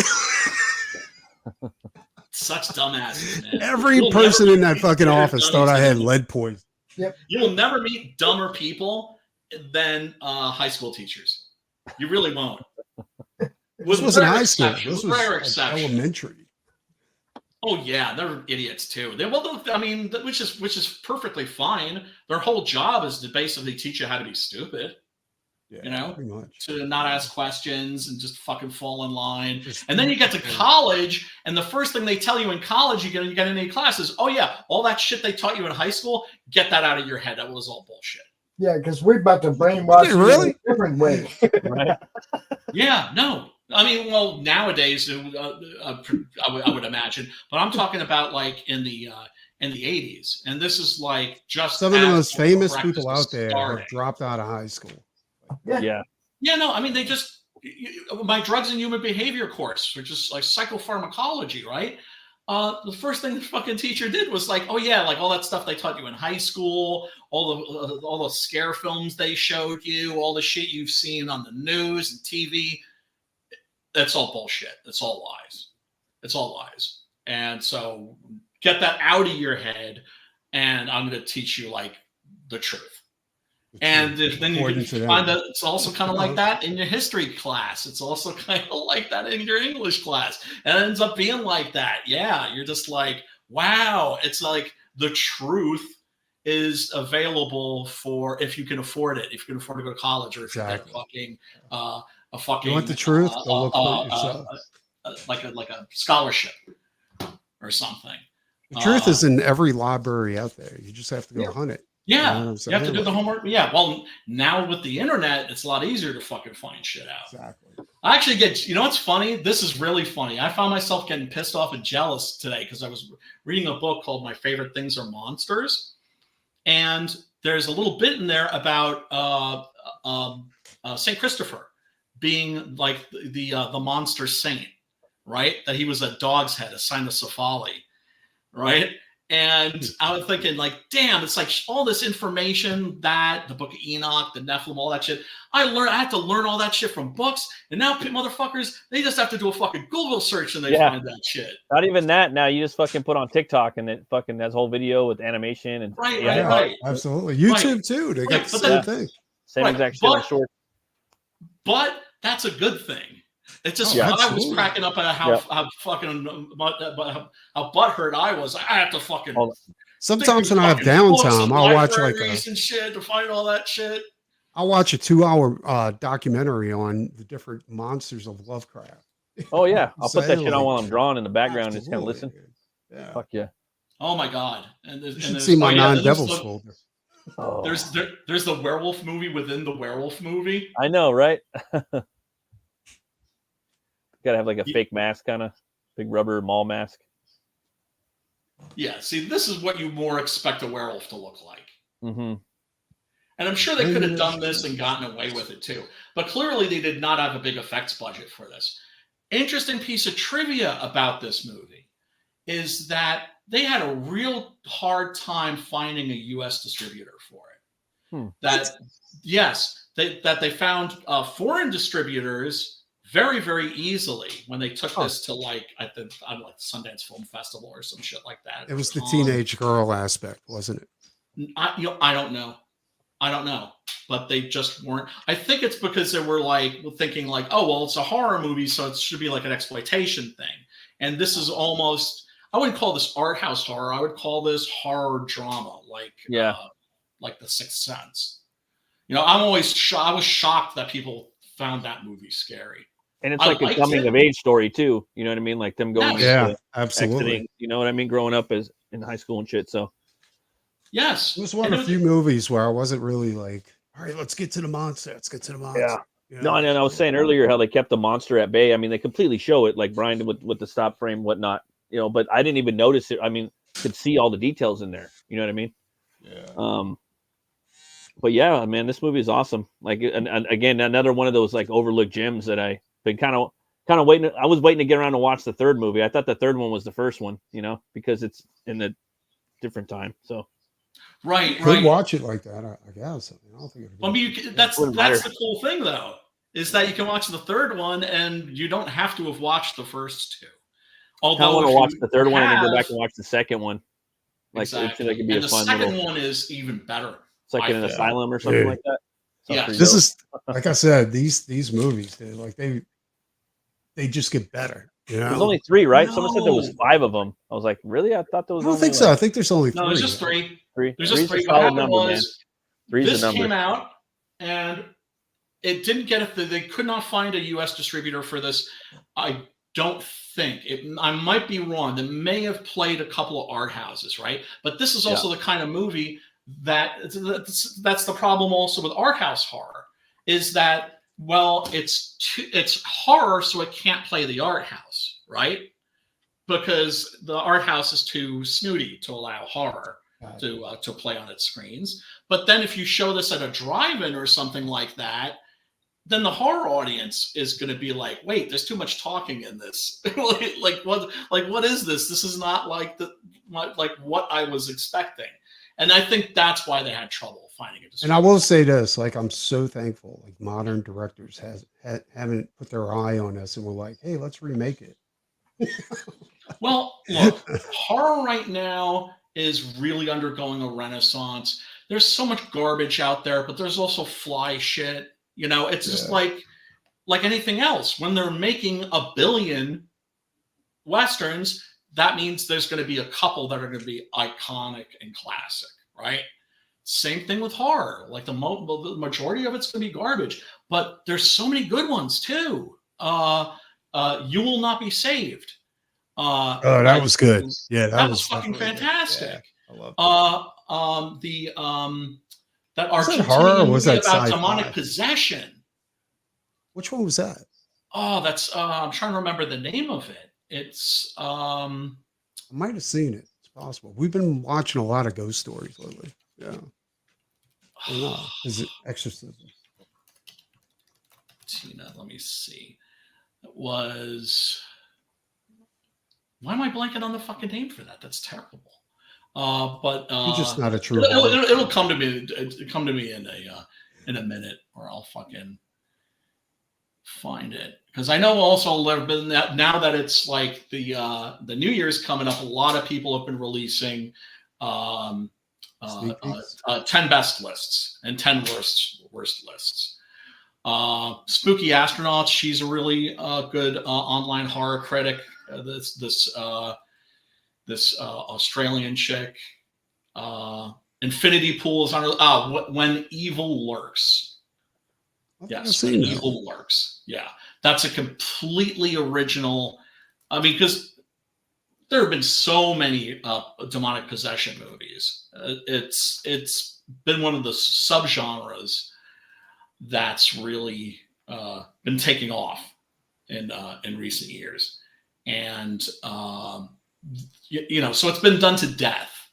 And this is one that I think is really original, and it treats the notion of demonic possession as a kind of contagion. That is to say, when people get possessed, they become kind of like time bombs, which is to say, you have to be really careful, because if you kill them while they're possessed, that's right. It's going to release like basically an explosion, like a radioactive cloud of evil. I've been meaning to see that. Is that in English or is it in? I've seen. I watched it in what do they speak in Argentina? Argentinian. Argentinian. Is that a thing? Spanish. Portuguese or something, like, because I know in Brazil they speak Portuguese. It sounded like Spanish to me. It sounded like Spanish, but not the Castilian, which is very whatchamacallit, lispy. There's a movie coming out too called The Satanic Hispanics. Oh, I've seen that. It's good. It's an anthology. It's by different directors, so it's a mixed bag. Do I recommend watching it? Hell yeah. The last one in particular has a monster that is fucking awesome. So yeah, Satanic Hispanics, yeah, thumbs up on that. I do recommend that. Catch that if you can. Not sure where that is right now.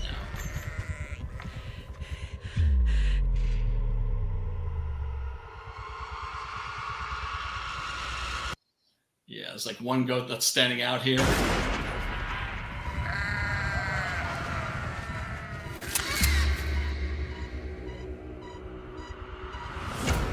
Right, so naturally that's a nice shot, of course.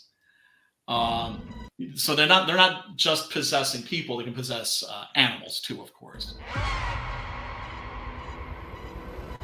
It's like, shoot. Exactly. Go ahead, fucking please pull that fucking trigger. And so when he does, it unleashes a contagion of evil. And what's cool about this too is that it's basically set in. This is actually apocalyptic horror, because society is broken down to a large degree, and of course, nobody goes to church anymore because people don't see this as evidence of God. It's not that they don't believe in God; it's that they believe that God has abandoned them. I think it's because they just got smart. Dude, if there's they demons, decided they weren't going to be bitches demons, anymore. That means there's a God. I mean, if anything, I would think a really evil God that sends demons down to the earth is what. well, I mean, but that's that's the thing that every Christian, anybody who believes in God, really has to face, right? Is if God is all-knowing and all good, then why is there evil? It's the question of evil, and that's something that we all, process in our own way, I think. And the effects in this are fucking gnarly gore. You've seen this one already, Brian? The possessed are gnarly looking. Yeah.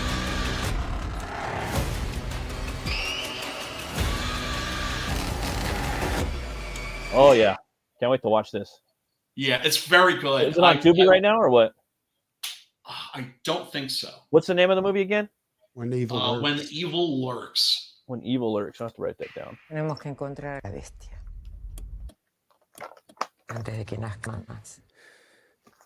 Yeah, and unfortunately, I don't think that this is. I don't know that there's a dubbed version because there's some movies I know, for instance, like Let the Right One In, that the dubbed version of that is supposedly excellent. Nah, it's in Spanish. Yeah, I'm gonna check this out. I know the wife's gonna love this. Well, it sucks for you, Preston. No, that sucks. Hey guys, I'm gonna get going right now. Matt, can you do me a favor? Yeah, for sure. When y'all watch When Evil Lurks, can you do subtitles for me? I mean, dub it. Yeah, sure. I'll check it out. Yeah, we'll watch it together and we'll read the subtitles for you. Right. Have your wife do like the female voices. Right. Well, it's one of those things. It's just like if you don't have dyslexia, it's not even gonna fucking occur to you, right? Because I've always been like, we're remaking movies just to have them in English. That's so fucking stupid. But that's also because a lot of people won't watch a dubbed version of it. Let me put it this way, dude. Dyslexia is a bitch. Yeah, I got it a little bit with numbers. Dude, I have no problem with dubbing that, but that's because I grew up on Italian movies, and all Italian movies are dubbed because even if you watch the original Italian version, that's dubbed too because they shot without sound. Yeah, it took me almost 3 hours to get through Pan's Labyrinth because I had to stop reading it over and over again. Oh, that's terrible, dude.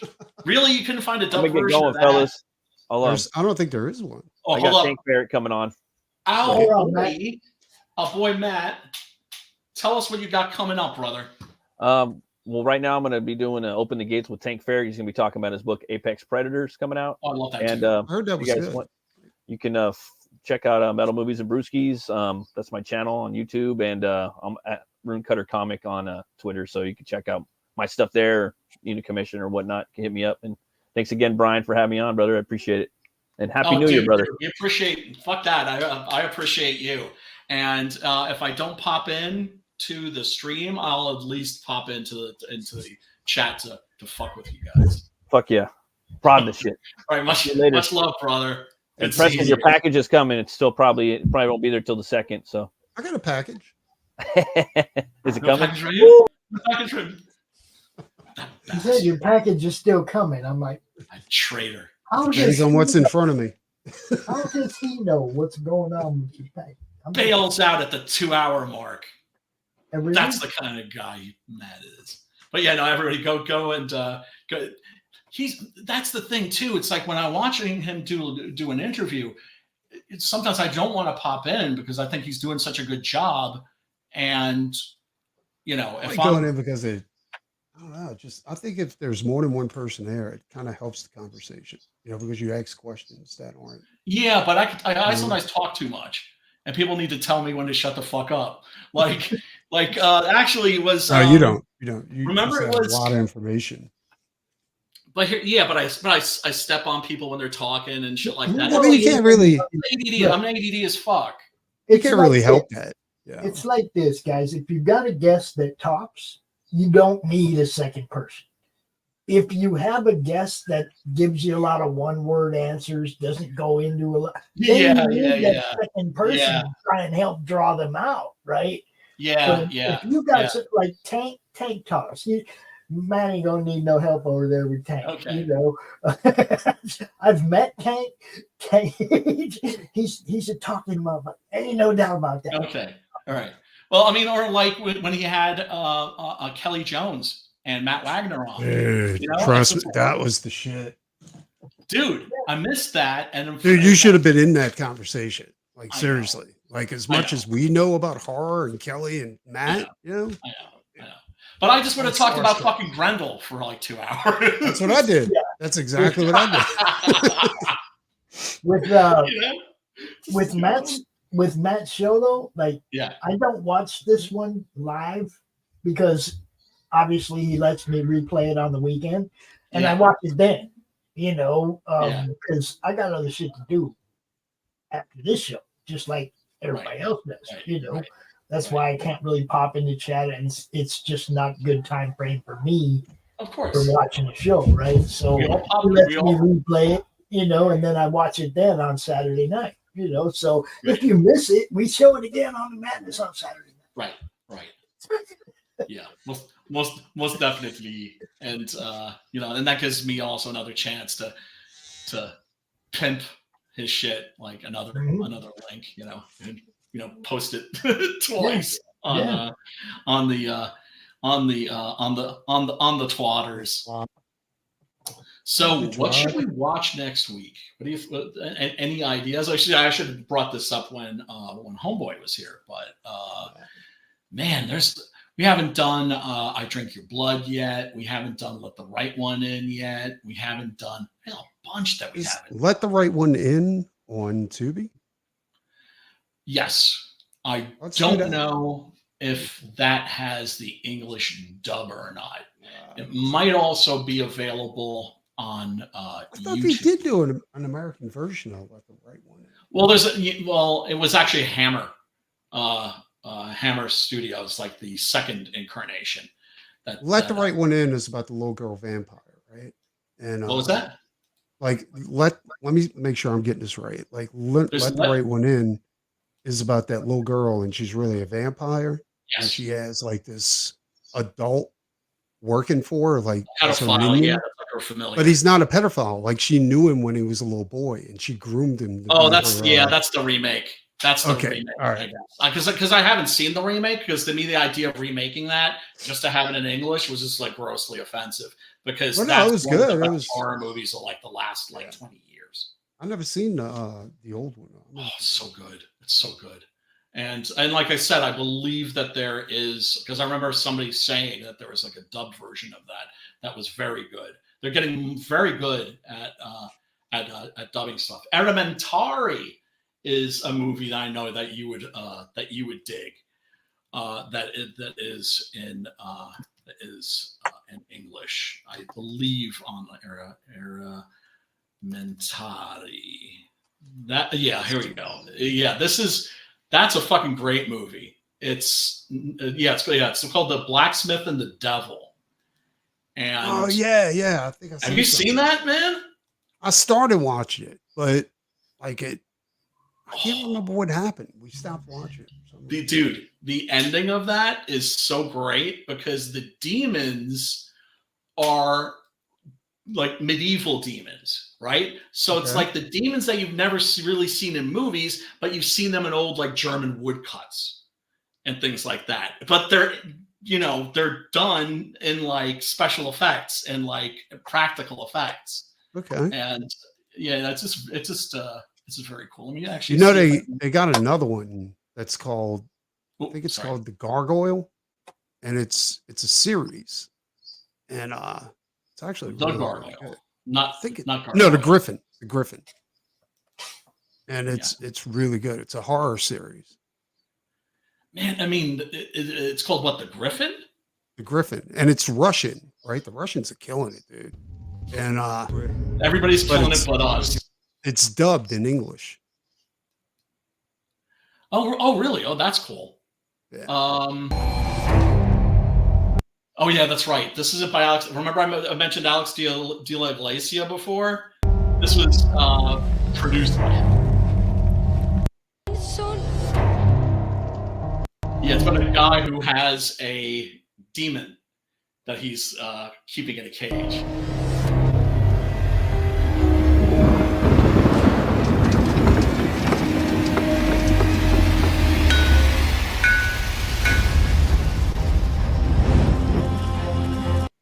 Yeah, and when you find out what he's doing, like what his goal is, and what he wants from the demon, it's really strong stuff.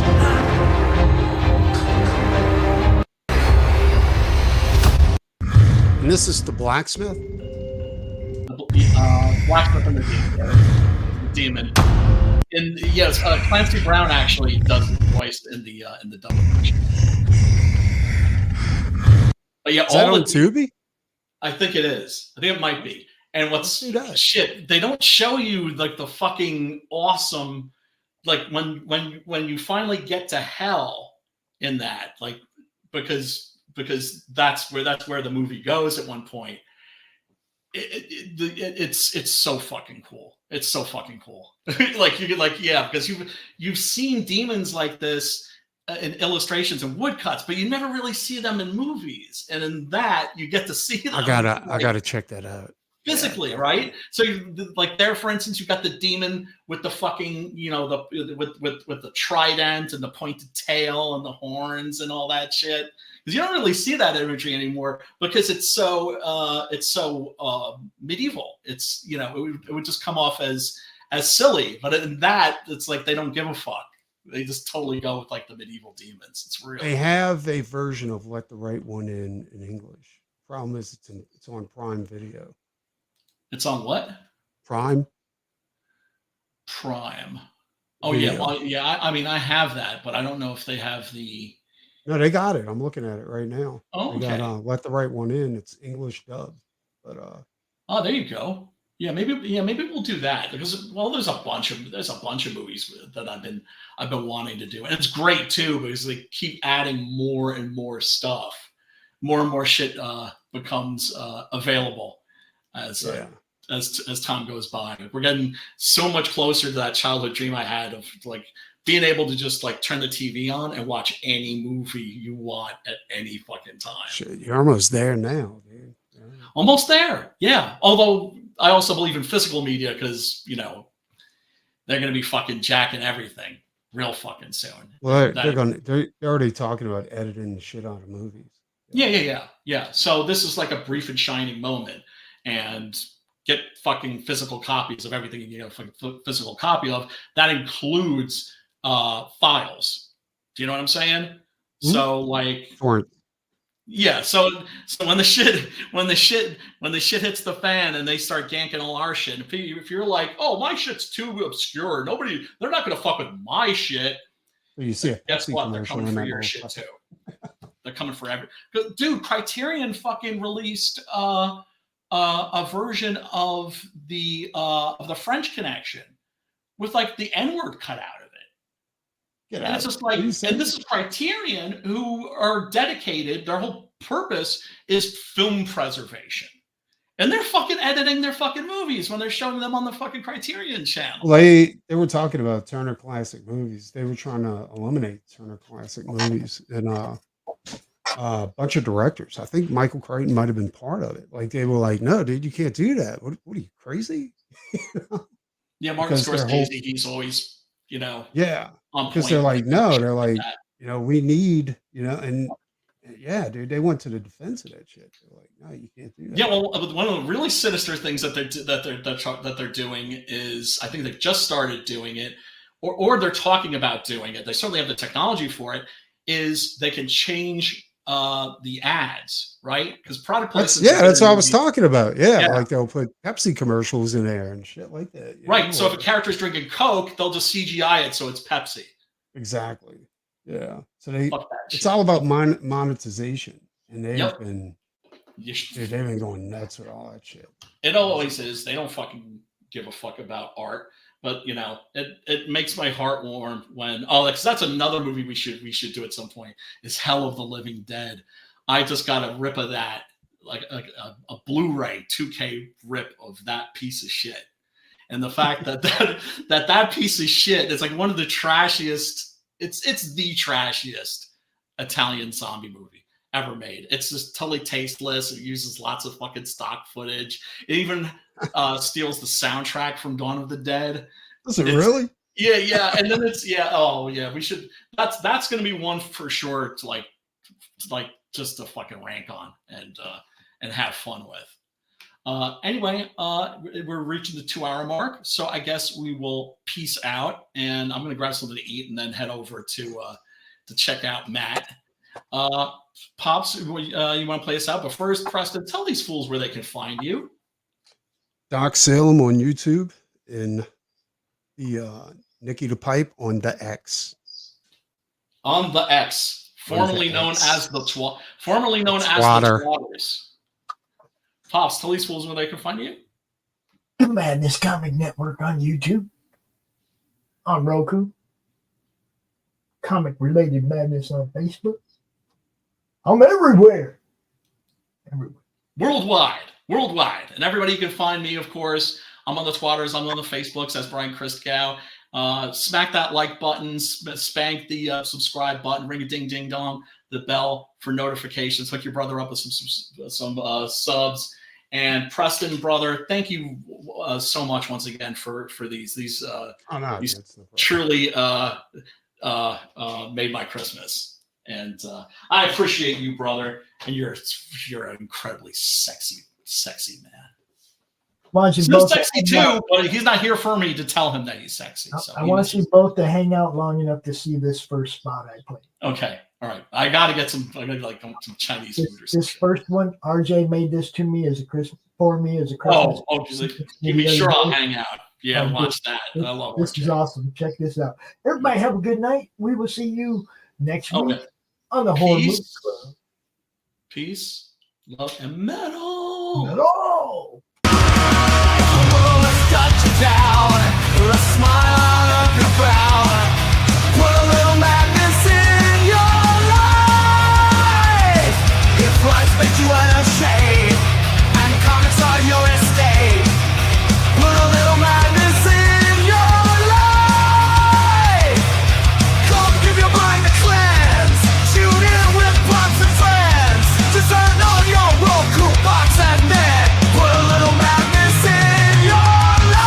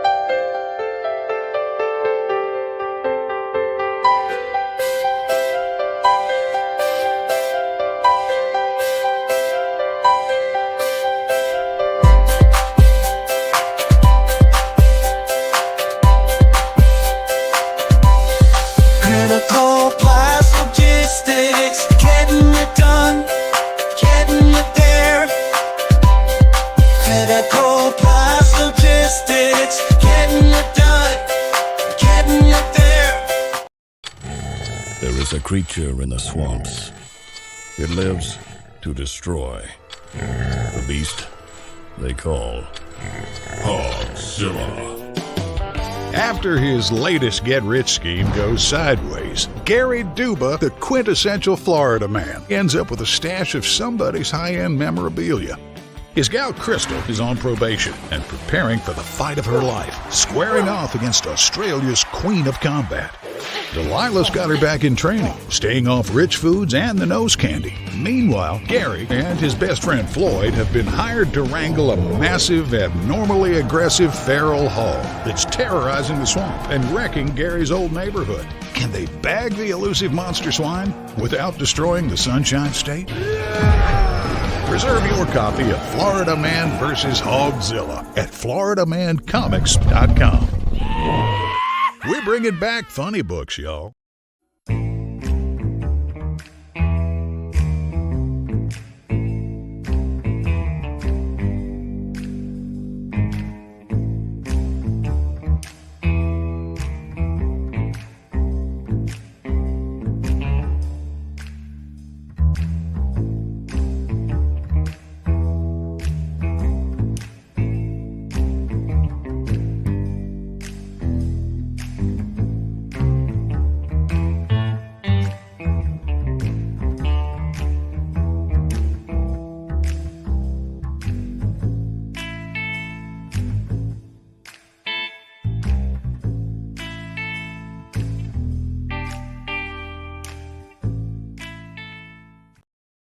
Comic Books for Kids provides comic books to kids in hospitals and cancer centers across the U.S. It's a place where we can all work together to make sure every child has a comic book. 100% of all proceeds go towards the kids. It's about making a difference, and while they're in the hospital, allowing them to fly like a superhero, battle dragons, or rescue teddy bears. We are in every state in the country and now support over 160 hospitals. Every month, we add more. Visit cb4k.org.